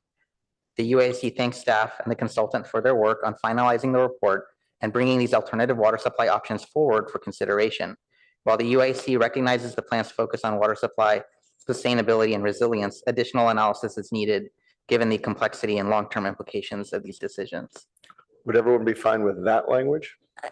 I'd like to hear more about what people find problematic about this report. I mean, I've heard Commissioner Phillips on the linear rating scales, can other people weigh in on their reactions and the things that are unacceptable to them? But I thought, Go ahead. well, I thought the evaluation approach, as Commissioner Phillips mentioned, I thought was completely inappropriate and just doesn't make sense in this kind of decision to use a linear kind of scale. I can make the decision come out to be any number I wanted. So that was my biggest issue. I mean, there were things a level below that. For example, some of the most exotic options, the reuse and desalination options were rated the highest reliability. That seemed kind of counterintuitive to me, that things that, reuse of water is more reliable than conservation, for example, is very counterintuitive to me.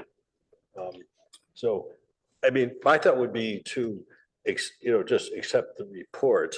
I thought like some of the conservation actions, recommending that those go forward. I mean, those are things, it seems like should be done now. And if people agree, I would say, we recommend doing those. And I also agreed with your comment on wells, and moving that forward seems like a no-brainer if it's low cost.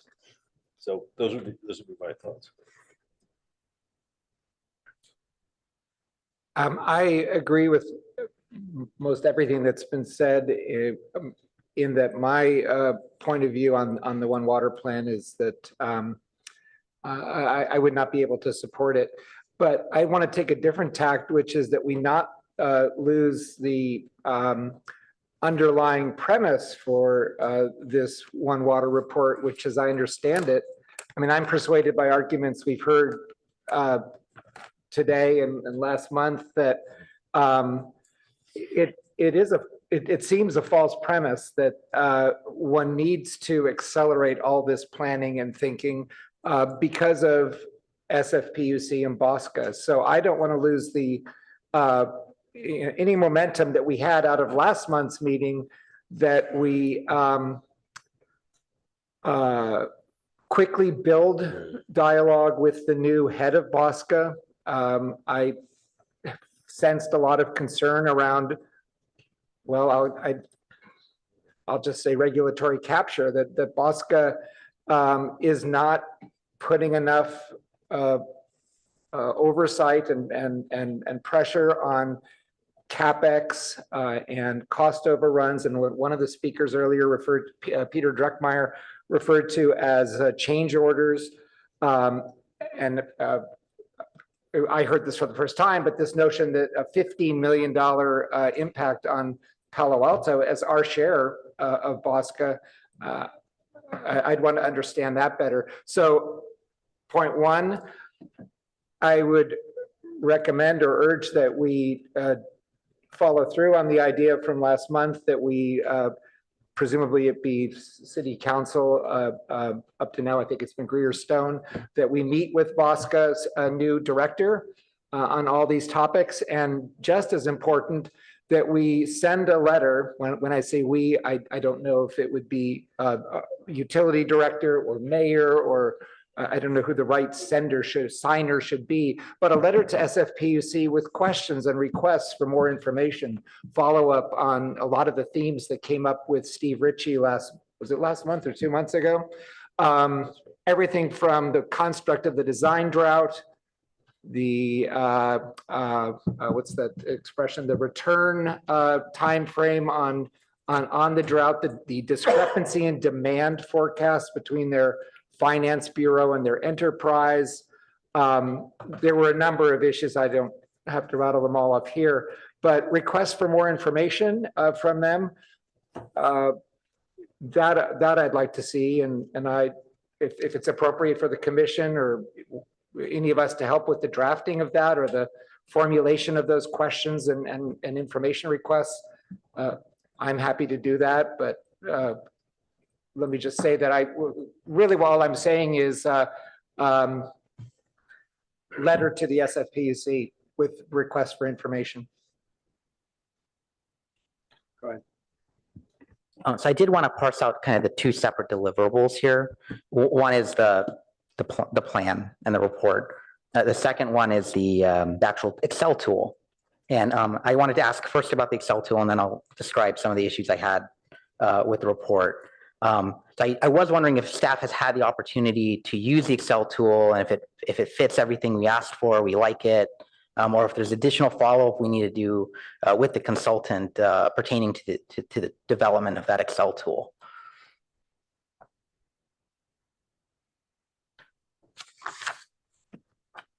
Yeah, we do have the tool, and yes, we're happy with the work the consultant did on it, and we think it's something that we can use and work with in the future. And we can make, we have a lot of Excel skills in-house as well, so we can make modifications to it as appropriate. That's right. And as I understand it, accepting or not accepting a One Water plan won't affect our staff's ability to use the Excel tool. Is that correct? Correct. We have the tool in our possession, and so we have the ability to use it and modify it. I would just add quickly to the paragraph that you prepared. Staff is not recommending moving forward with any of these projects right now either. So there's no conflict between the language that you put forth and what staff is also recommending. Oh, thank you. And now to kind of go over the report. I mean, I'm sure many of us read this report in great detail, and it was a very comprehensively written report. But as you can perhaps visually see, I flagged several issues, but I'll only describe some of the highest level ones. First, and I think most importantly, I thought it was, I thought we kind of missed the goalpost in the various portfolios that were proposed, where it turns out none of them actually, if you accept the assumption as true from SFPUC that we'll see a 50% cut in a drop condition, and along with Palo Alto's emergency shortage stage 2 cutbacks, that none of the portfolios actually will meet the complete projected demand. So I thought that was kind of a flaw in the result from the One Water plan, and that even if we spend millions of dollars, it would require, and maybe this is part of the plan, it would require additional cutbacks or maybe additional investment to fill kind of the unplanned gap. I also agree with Commissioner Tucker that I think we do need to vet kind of the primary assumption in this report that there would be a 50% cutback in drought conditions. I think there's conflicting information about it, and it's not clear to me what is correct. But I think the plan relies on that assumption. And if you take away that assumption, then you wonder, why are we proceeding with this plan? What is this plan for? So I think that's a core or critical component for the One Water plan. And without that assumption, the plan kind of loses its primary purpose, at least in my mind. Can I, and the other issue I have, oh, go ahead. could I respond to your first? Oh, yes, of course. Thank Point you. before I forget. Thank you. So the way that this analysis was done, in terms of your comments about the stage 2 and the unplanned shortage, the way that this was done is looking at the portfolios, and each portfolio has a different yield of alternative water supply and a different amount of water that would become available during a drought. And because of the assumptions of the cutbacks on each of the water sources and how reliable they are. If Palo Alto were to implement the appropriate stage of conservation from our water shortage contingency plan, then all of the portfolios would be reliable to the same degree.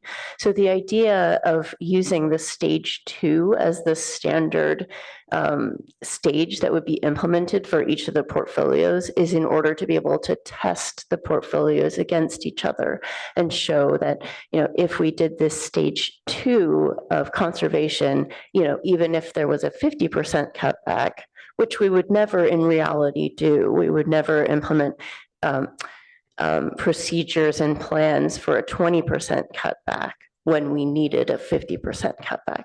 So it's just an analytical tool in order to be able to compare those unplanned shortages across the portfolios and to be able to test them against each other in a sort of a mathematical tool.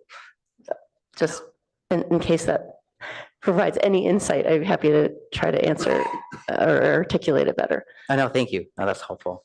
And then my other concern is, if we have a purpose without a plan without a purpose, presuming that assumption doesn't hold, we're spending significant capex, or thinking about spending significant capex. I do think we need to take a few steps back and kind of consider what are our assumptions here, and that underlies probably some of my primary concerns with the report as written. But I do think it was a really comprehensive report. I think the consultant did a lot of, and the staff did a lot of work on this. And I think it's great to have a sophisticated analysis on several of these options brought forward for us. So thank you. Thank you for that. I mean, I just one quick response. I guess I don't want to beat a dead horse, but we are not recommending spending significant capex right now. And we agree that whether a 50% cutback is going to come to fruition is an unknown. And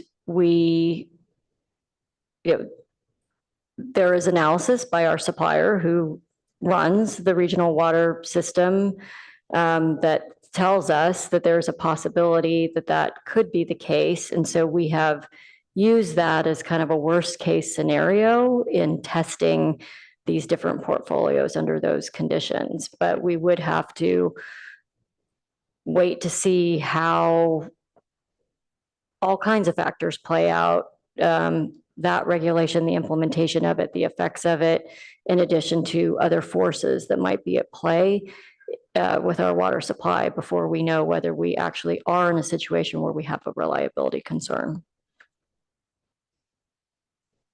May I just briefly, in my rambling comment, I neglected to get to the point. Do any of the four of you generally support the idea of this follow-up with the new BOSCA head and a letter to the SFPUC? Do you have a reaction to that? If you don't have a reaction, that's fine, but I just thought I'd at least ask. I mean, I'm a little unclear of what we're asking of the SFPUC. There, we did have them here a couple of months ago, and there was a lot of discussion. And so I personally didn't leave that meeting feeling like there were loose ends. And so I'm not sure what we're asking for. BOSCA does provide a lot of oversight, and does what they can to advocate on our behalf as wholesale customers. And so I'm unclear of what the ask is. Perhaps I could, or the commission could formulate a few thoughts, just very briefly, a one-pager, short list of follow-up questions, and we can discuss whether to proceed.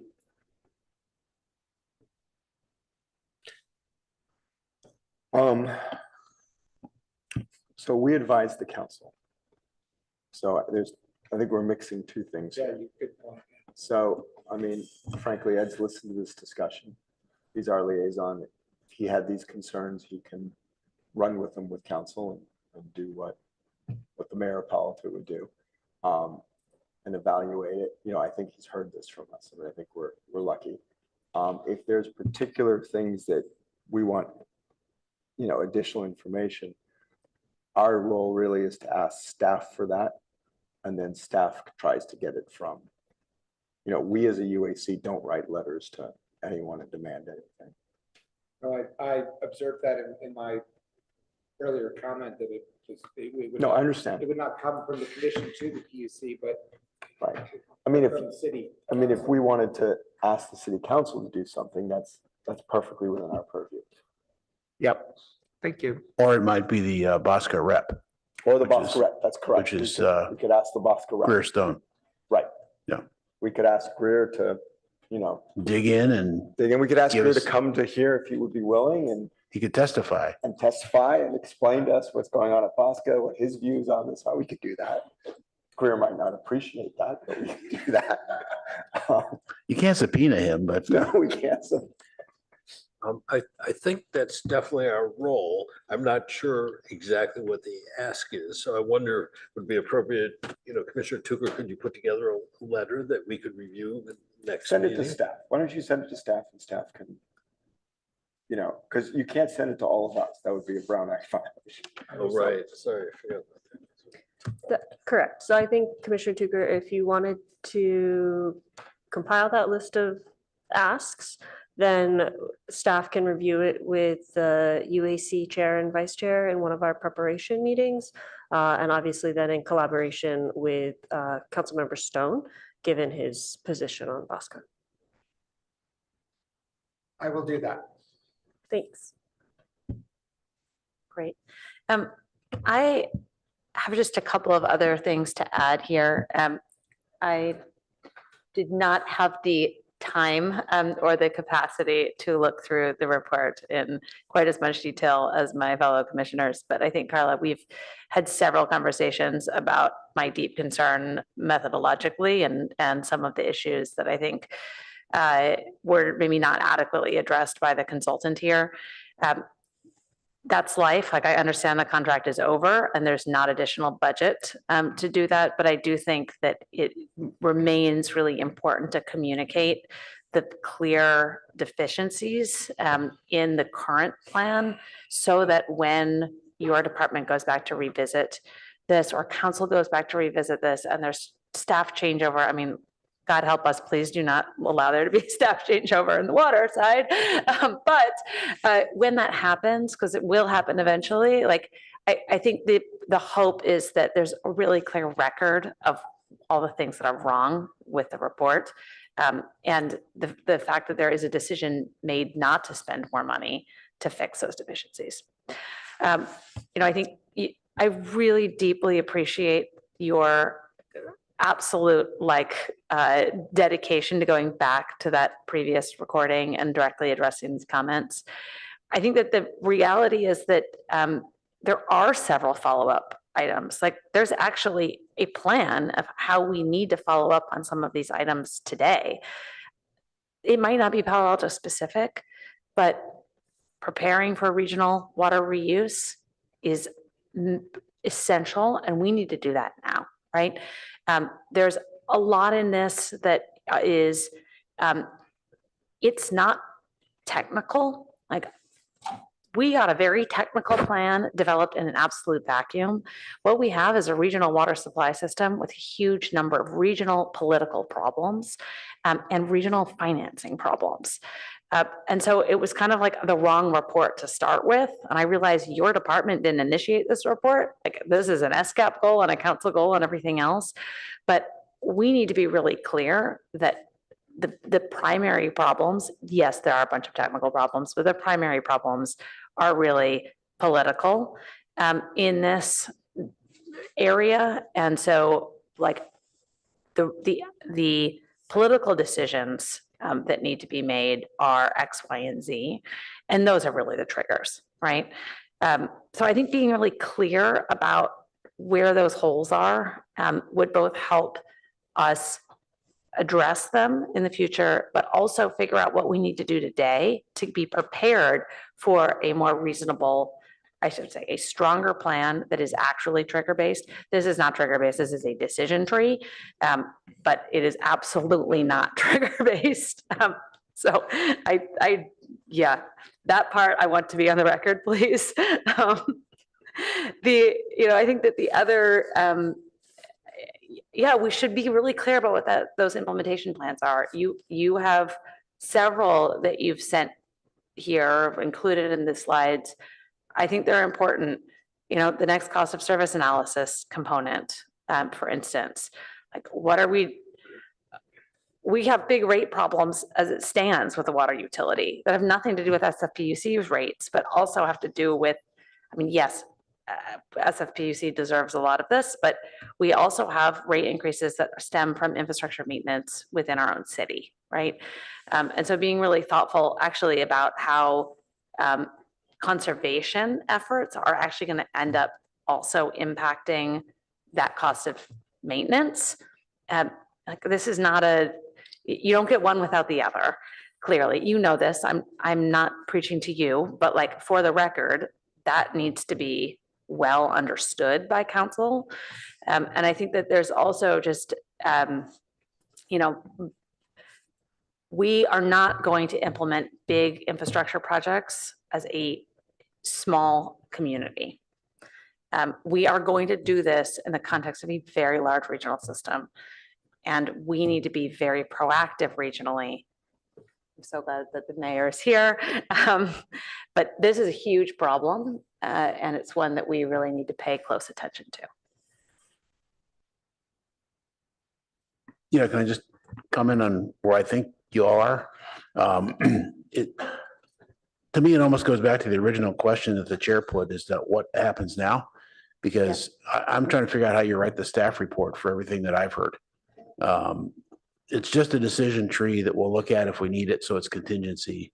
But there's a lot of stuff we have to do now, and we hate the methodology, and somehow you got to sort of the right place, but we're not going to really use it that much. Yeah. That's not how you're going to write the report, but I'm trying to figure out how you're going to write the report. And by the way, this would be a perfect example of the time that a UAC commissioner should come to council when this item comes to council. So unless you're just saying, hey, we did the report, check the box for the SCAP, then I think you have to be very precise about what you're asking from council and what you're telling council, that here's what we're going to do next, or nothing. And I don't think it's nothing. So, and I think your comments are something that they need to be alerted to in general. This is a regional problem that does need action now. It ain't going to happen in 6 months, but we got to move on it. Can I ask a follow-up? Can I also just be clear about what I think of is action? It's not building, right? Right. It is much, much better assessment of future demands. Like, that Bosco demand study is absolutely imperative, and it needs to become before us. We want to see it. And it needs to be done well, because I'm going to give everyone a hard time if it's not done well. We need to have a much, much better sense of supply projections, and not just under, how SFPUC has set future drought condition metrics or the design drought is clearly problematic. But we do need a really strong assessment of, is there going to be a change? Is there not going to be a change? Under what future climate scenarios might there be a change, and how far out is that? There, we have the tools to do that, but I don't think that that is translated down into the policy and planning. Maybe Peter would say that it has, but I think we need to interpret what that means for Palo Alto in particular. And then I think that there's an actual trigger-based planning approach that's absolutely needed. And that's where we could actually do very good work in that space to say, you know, if there's a drought of this length, like, and we had reservoir capacities of this amount and we had curtailment of X amount, like, then we would start to think about a 3-year timeline to build out a groundwater, you know, supply system here, et cetera. So there are actually like those different things, as well as this regional coordination piece that would constitute, I think, the kind of set of planning things that we need to engage it, not the construction things we need to engage. And so I agree with Vice Chair Mouter on this, and just emphasizing it's a very different methodology than a kind of static linear weighting methodology that was incorrectly applied. Here, it's taking account of uncertainty in the future and triggers and dynamic uncertainty about both supply and demand. And it's not, and it's got to be based on reasonable demand assumptions. Sorry about Bosca's demand assumption, because the 2022 report, they said they had an R-square, I'm getting very technical, 0.97, which says to me they didn't separate test and training sets. That's the only way they could possibly have done that, which is not good model hygiene. So, and the number of variables they have in it also makes me think it's highly overfit. But this is getting into technical details, but it's important to get these right because these are really important decisions. But I also think we need to separate that from the strategic questions that were also mentioned, and how do we do this regionally? It's not just, you know, little old Palo Alto on its own trying to figure out how we got to do it. But these are big regional questions also that, you know, we need to think about. And yes, talk to Greer about maybe do subpoena him about as Bosca rep. Well, I hope Commissioner Mauer will attend the council meeting on behalf of the UAC. I'm really glad you offered to do that. I appreciate it. We all appreciate it.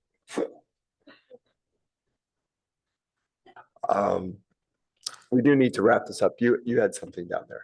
I wanted to ask, have all the methodology concerns, are they all on the record? I mean, I hear from Vice Chair Mauter that you have had some direct conversations with staff, and I'm wondering if we should get the other concerns on the record, and so the rest of us can also hear them and benefit from. I'll write my concerns up and then pass them over to, so they can be both to staff and also they can be transmitted to them. You know, one of the things we could do is we could send a letter to council. Yes. On this, if that's what people want to do. Right, you know, and then we could all basically, we could get a draft together. You're not going to March, right? Correct. So actually, Chair Scharf, you are hitting on something that, and I suspect the mayor would agree with me. A list from each individual commissioner will not help council understand kind of where alignment is on those issues. What I've seen other bodies do, like PTC, where they would like to either step outside what the actual action is or impart some of the broader discussion, is they will identify the areas that they would like to articulate and then frankly deputize 1 or 2 of the members to do exactly as Chair Scharf said, draft a letter. And so that would be a letter on behalf of the UAC identifying the areas of issue. And then I think that more comprehensive approach is helpful for the council as a body. The additional thing that I'm hearing from this commission is the commission would recommend this be an action item for the council so that they have a discussion. Typically, you know, stuff like this or I shouldn't say stuff, items, whether they're on consent or action, is guided by council policies and procedures, but also the mayor, as well as city managers, they do agenda setting. So that's also a time when you could articulate in the letter that you think an action item for a discussion with a UAC representation would be the commission's recommendations. Could I also recommend that there is a letter provided by staff that highlights staff's perceived deficiencies in this report? Because like, I mean, we can do this, but we didn't work with the consultant. And so like and we don't know the water system, your water system, like, you know, you have unique insights that and rationales for why some of these assumptions were made that no one from the outside can get right. But you could say, for the record, like, we think that it's really important that if we redo this and we had budget to redo this, this is what we would ask them to do differently, or this is what we would, How about this? because we can provide that, you Yeah, know? but how about this? We have a subcommittee. We choose 3 of us, not me. 3 of you. The 3 of you draft a letter, run it by staff. You know, work with staff to make sure there's nothing in there that, you know, and any feedback, but the letter is from us. That's the appropriate thing. It's not from staff. And that, you know, and that then what we do is you 3 write a letter, because we can only choose 3 because of the Brown Act. That's why I'm saying 3. We come back, we agendize that letter, and then the whole group looks at the letter, agrees to it, and then we vote to send that to council. Does that sound like a plan? That would be a good plan? Ed, you buy off on the plan? Yeah, the one area that I don't entirely agree with the assistant city manager is I don't think you should take the step now of asking for an action item. I think you should take the step of saying, we think this needs to be investigated or redone or rebudgeted to make some progress there. Because it's very easy in that conversation that night to say, oh, we want to take an action item on this. So we're referring this back to staff to find the consultant, to put a cost estimate on it or whatever. So just methodology wise, I don't think you have to go to ask for an action item. But I think that approach is quite good because for one thing, it gives you at least a month to work on it between now and the next month and get it ready because we're not doing this till March. So obviously, Vice Chair Mauter would be on the committee. I wanted to see you do, you have to be. This is not a question, you need to be. Who else would like to be? You're underemployed, raise your hand. What? Not anymore. I would like to lean on SMPC and Del Foster, so That's a separate issue. that's separate, then that's fine. That's separate. So the 3 of you should talk, draft something, work with staff. Staff will agendize it. We'll be good. Sorry. Okay. So then we don't need to vote tonight, or should we vote tonight? Because we still have time. We're going to come back. Your motion is actually that you've appointed these Yes. 3 commissioners to draft a letter and return to the commission for review and recommendation to council. That's right, but you're going to come back for us. You're going to agendize it for us. I believe that's the action the That was commission is the action, recommending. yes. Then yes, that would be the motion. Okay. So, All right, I'll make that motion. I have a second. A second. Okay. You want to do a roll call vote? Commissioner Croft, Yes. Commissioner Phillips, Yes. Commissioner Metz, Yes. Chair Scharf, Yes. Vice Chair Mater, yes. Commissioner Tucker, Yes. Commissioner Gupta. Yes. Motion carries 7-0. Great. All right, and that brings us to a conclusion of this item. Now we're back to future topics.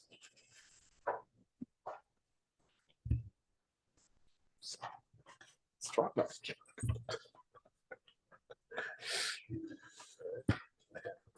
Does anybody have that in a slide form? Do I need to open my computer and look at it again? Future topics? It's the rolling calendar, right? Yeah. Right. We Can I- will pull up. Yeah, I was the- just waiting for everyone to get organized. Okay. Okay, are we organized? Kaylee will pull up the packet item as well. Okay. Go ahead. Okay, I actually like to propose 5. Number 1 is grid modernization, which we've obviously talked about before. I think this needs to, and I can write this down if needed, but how we plan to spend, well, I had written down 300 million, sounds like it's 500 million. What are the underlying assumptions behind the expenditures? What are the impacts of new technologies? And also the impacts of SCAP and new regulations and laws and so on. So I think it's in item 2, we're saying it's one of our key roles, but it's not on our calendar. So I think it obviously needs to be in soon. Number 2 is resilience, another item that was mentioned in agenda item 2. I think we need to schedule this. I think it also needs to address business as usual, speed bumps, minor interruptions, disruptions to power, and also emergency situations. I've been thinking of resilience in terms of electric utility. I guess it could apply to water as well. I'm sorry, Phil, I lost the thread. I did too. These are, you're recommending standing topics. Right. I just lost the thread, how this fits in with. So Phil, the first topic was you wanted to come back to grid mod and you wanted to talk about the costs and how and what the money is going to be used for. Is that correct? Right, detailed plan for how we plan to spend $500 million in CapEx. What are the assumptions behind the expenditures? Why we need them, and then impacts of new technologies and, analysis and pilots to test whether the expenditures make sense. Okay. I mean, we have all kinds of detailed presentations on small expenditures. This is the largest one we have, and there really has not been any kind of detailed cost. Does anyone have any concerns with adding that to the rolling calendar? It sounds like what you're proposing, and I would totally support this, is that we have revisit grid mod and put it on the, but that's, I mean, procedurally, that's strikes me as just, anytime we have something we want on the calendar, we propose to agendize it and we put it on the calendar. There was also the idea earlier tonight that grid mod be something that is so big that it almost always be somewhere on the agenda. I don't know if that's an overstatement, but if you're saying put grid mod on the agenda again soon once, so what I heard, I support it, but I would go further and say grid mod so big, put it on the agenda every month or every 2 months. Well, let's not do it every month. All right. Okay. But Quarterly? Yeah, I mean, look, staff has only so much capacity, right? And what I heard you say, which I thought was good, was let's go back to grid mod and let's understand the details of the costs and all of that and how the money's being spent and the details on that. Is that, I mean, that's what I Yes, heard. the details and the sensitivity, the assumptions underlying the details, and Yep. whether the ability to test whether those Fortunately, assumptions make our sense. assistant city manager used to be the finance officer and will do a great job putting that together for us. Okay, great. So, no, I would be supportive of that, but I don't think we need to go further than that on grid mod. If there are other things on grid mod, you say, next time it comes back, I'd like us to also see this. That's fine, but let's not say, let's bring it back all the time. Because we will have that opportunity to. That's fine, and I defer to all of you who have more experience with the procedure. It just seemed, I do tend, maybe mistakenly, to say, I take grid mod and I think AMI, time of use, and in my mind, I sort of put them into one big thing, and I don't know anything that the utility is doing that is bigger, more costly than that, and then my mind goes to the notion that we should be talking about that frequently. But I don't know if that means once every 6 months or once every 2 months. It's just a big deal and we ought to keep focused on it. We also, if I'm not mistaken, have 2 representatives to SCAP. Is that correct? On the commission or what? Yes, Commissioner, for the working The group. climate working group, yes. And are you primarily focused on grid mod in that? No, it's not primarily focused on grid mod. It's tends to be one or two topics, and grid mod is not typically one of them, although it's come up as, you know, there is encouragement of looking at the technologies that interface with the grid. But I wouldn't say that that's even, I don't recall if we've even had that as a major topic since I've been involved for like 4 meetings. Yeah, the SCAP group has really talked about side topics for, I mean, via the CPAU, it's talked about heat pump water heater program and heat pump program, stuff like that. That's essential for SCAP, but, and which depends on CPAU doing grid mod, but we haven't talked about what happens in the distribution network per se. I guess from my point of view, I look at where could we potentially have value added. And when I think about grid mod, yes, it's good. We should get weather reports. It's a big thing. So how's it going and that sort of thing, but that's not value added from us. You know, that's one-sided. And as far as the budget goes, I probably don't have a lot to say. I'm much more interested in just personally these strategic questions of how you're going to coordinate, you know, the developments from the technical side with the ability to accommodate these technologies that everybody's interested in. I'm extremely interested in that and think the people, my colleagues and I could potentially have great feedback there. I mean, when it comes to details of the budget, I mean, sure, it's, you know, it's a $500 million budget. You probably find something interesting, but I would be much less interested or could even be satisfied by just sending out a mailing, whereas I would rather discuss those other issues, just to be honest.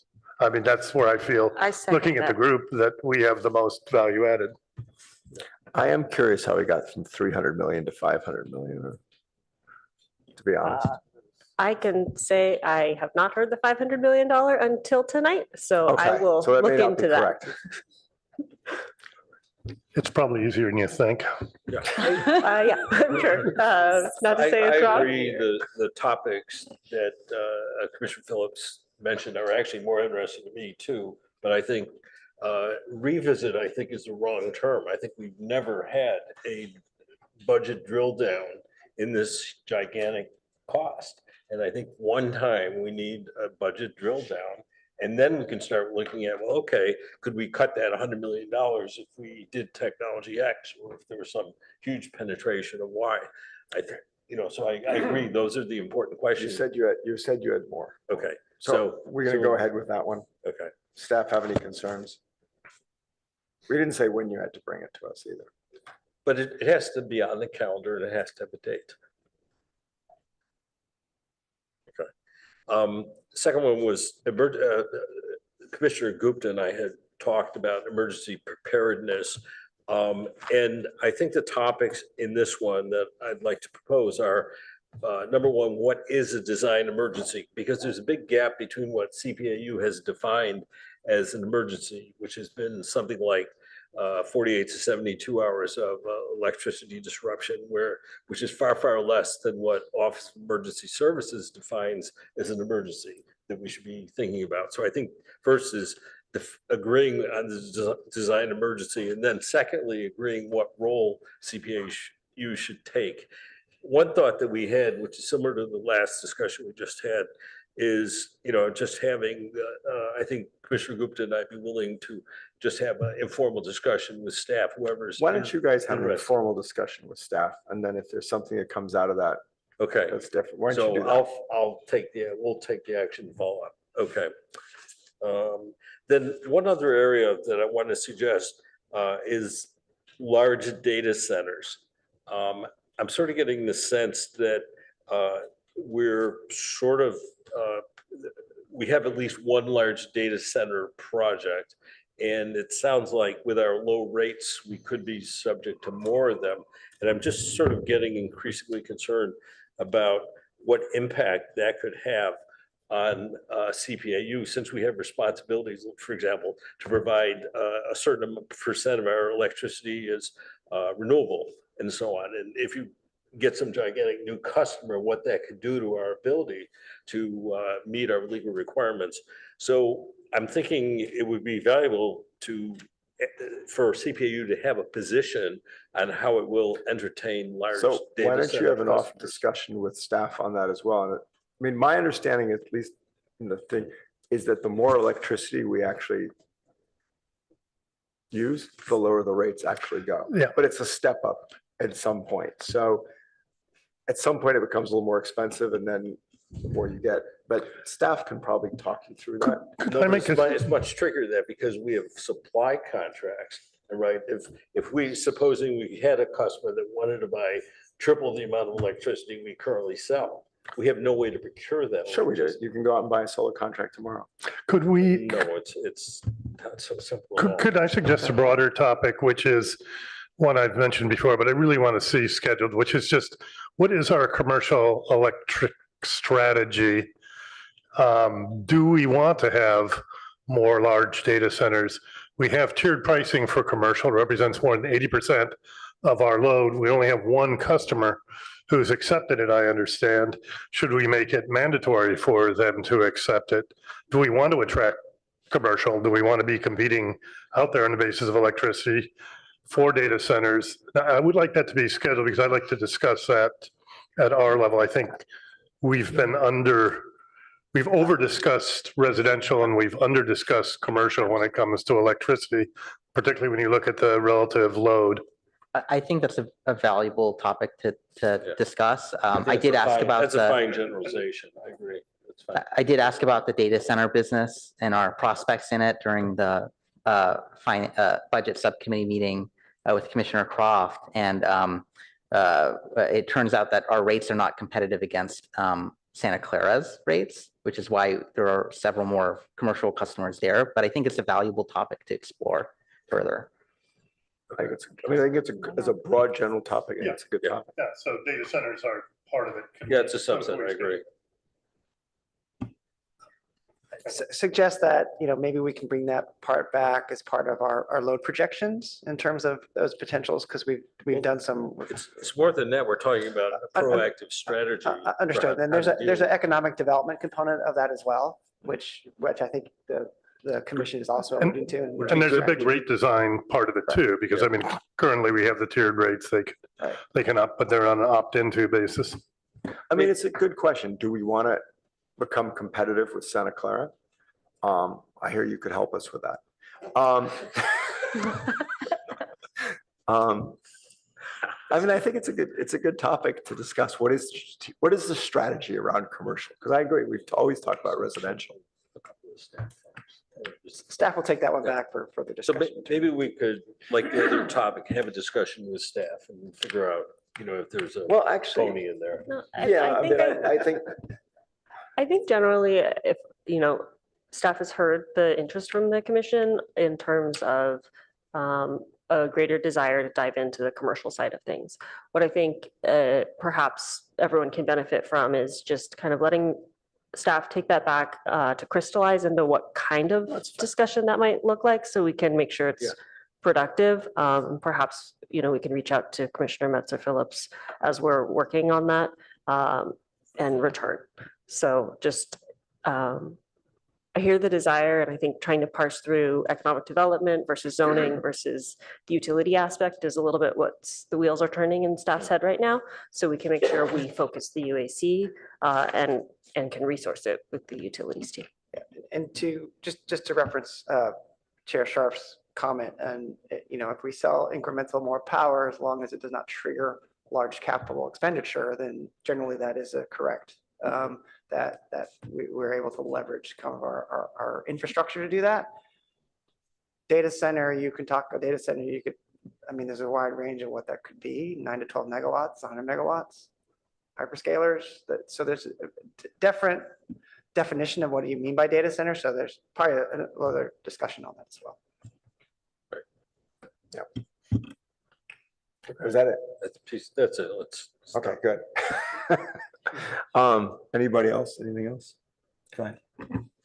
I see fiber is on next month's agenda. I'm hoping that for our fiber presentation, we'll have the same kind of detail we've discussed around grid mod and other issues.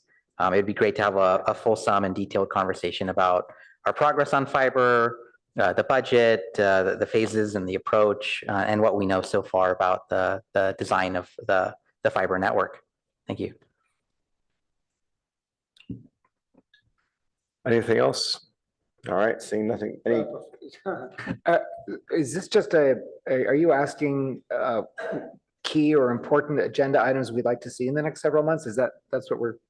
well, what we're doing is we're looking at the rolling calendar. If you have any Okay, comments and if there's good. anything you wanted to add. Yes, I said it last month. I would like an agenda item on communication strategy in general.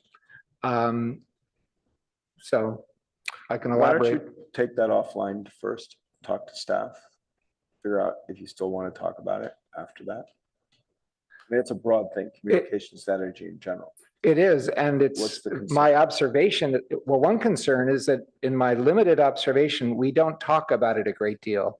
And when I say it, I'm referring not to, there was something in the minutes about Tucker requested more Instagram followers. That is not, that was not anything I intended to say. But it is, as an example, Instagram followers, not for myself, by the way, but for the utility. I thought I elided that. I'm sorry. But just our community relations, our PR, generally how we work with local media. I asked earlier the question about what kind of feedback we are getting from pilot customers in grid mod. It goes on and on. And, you know, we don't, I just think this needs to be, it needs to be discussed. I'd like to know how we are thinking about press and community relations. We have rate increases coming up, for example. We have coverage in the local press about our big investment CapEx programs like grid mod. I'm happy to take it offline if you think that's the most constructive thing, but that doesn't seem to me to raise community relations to the level it ought to be for this commission.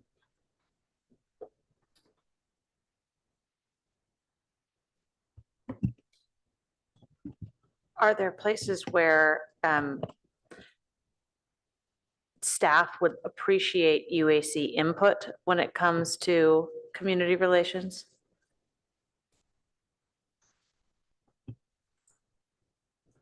So communications is embedded in a lot of the work that we do, frankly, operationally as well, just on notifications. So it might be helpful if we define some of maybe the strategies or higher level items that we're pursuing versus, you know, like our entire communication on every plant outage. And because I don't know if that is very meaningful in terms of what we've heard from the commission on getting input and providing that value. So, you know, maybe we'll take a look at that higher level, and to the extent that we could maybe talk to you, Commissioner, on what that looks like, if that kind of meets your needs, and we can express that to the larger group.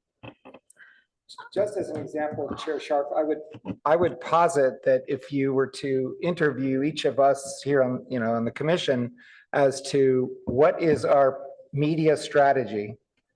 When I say our, I mean, what is utilities media strategy? You would not get consistent, concise, or any clear answers. So that's my guess. I'll just chime in that the climate working group actually does talk about communication, because it is like, to get uptake of programs, you have to communicate about them. So it's in probably every meeting. There's a discussion about how they're messaging something. And I actually think the communication topic is not unique to utilities. It's almost like Palo Alto, and how Palo Alto communicates with its residents is challenging, I think, because it's probably not at the top of everybody's radar and what they're trying to read every day. So I don't know how we get it better, you know, if we just want to talk about utilities communications, or it feels like it's kind of part of what Palo Alto needs to do to reach people not only about utilities, but other things. It's kind of like what's in your utility It's sort bill. of It's a beyond our big- purview to talk yeah. about the rest of it. I mean, to be Yeah, no, I honest, agree, but I mean, you may not be wrong. I mean, I think you're Yeah. right. It's just beyond our purview. Why doesn't staff think about it? Talk with Commissioner Tusher. I think we can in general talk with Commissioner Tucker. To everybody's point, I think there's obviously a broader citywide interest in communication. And the mayor identified that and community engagement as a priority in his comments on Monday night this week. So I do expect that will come up as part of the broader council priorities in 2025 as part of their retreat in January. In terms of the UAC purview, I do think it could use some refining in terms of if we go back to the advisory role of the UAC, what, other than understanding what the communication operations are, what would the commission be seeking to advise either staff or the council on? And so gaining some clarity on that, I think, is the piece that we as staff are struggling with versus just kind of, here's how we do comms. I'm not sure that's, I think the commission would be disappointed with that. So getting a little better handle of what the desire is, I think, is needed, frankly, so we don't come back and miss the mark. So perhaps we can take it offline with Commissioner Tucker to try and suss that out for further dialogue with the commission. Yeah, I'd be happy to follow through on that. Thank you. And I just do want to clarify that nothing I'm trying to say goes any beyond utility. Utility is big enough of a communication challenge, I think.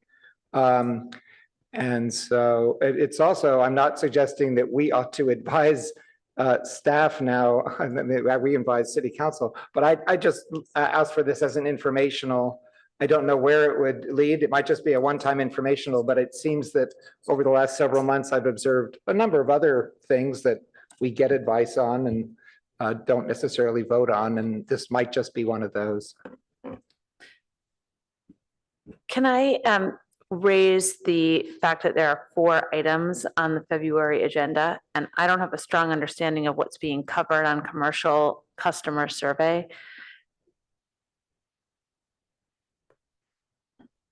Well, I will honestly say, I think staff was going through the agenda today and we're not certain some of those items will be ready. So I actually would recommend that staff frankly dig into the status of those items and work with the chair and vice chair on what is and isn't ready for the February meeting.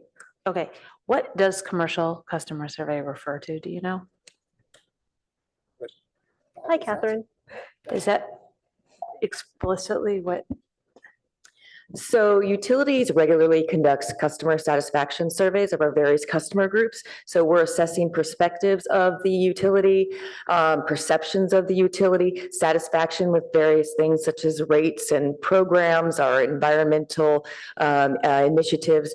And this is a survey that we conducted in partnership with the California Municipal Utilities Association of our business and key account customers.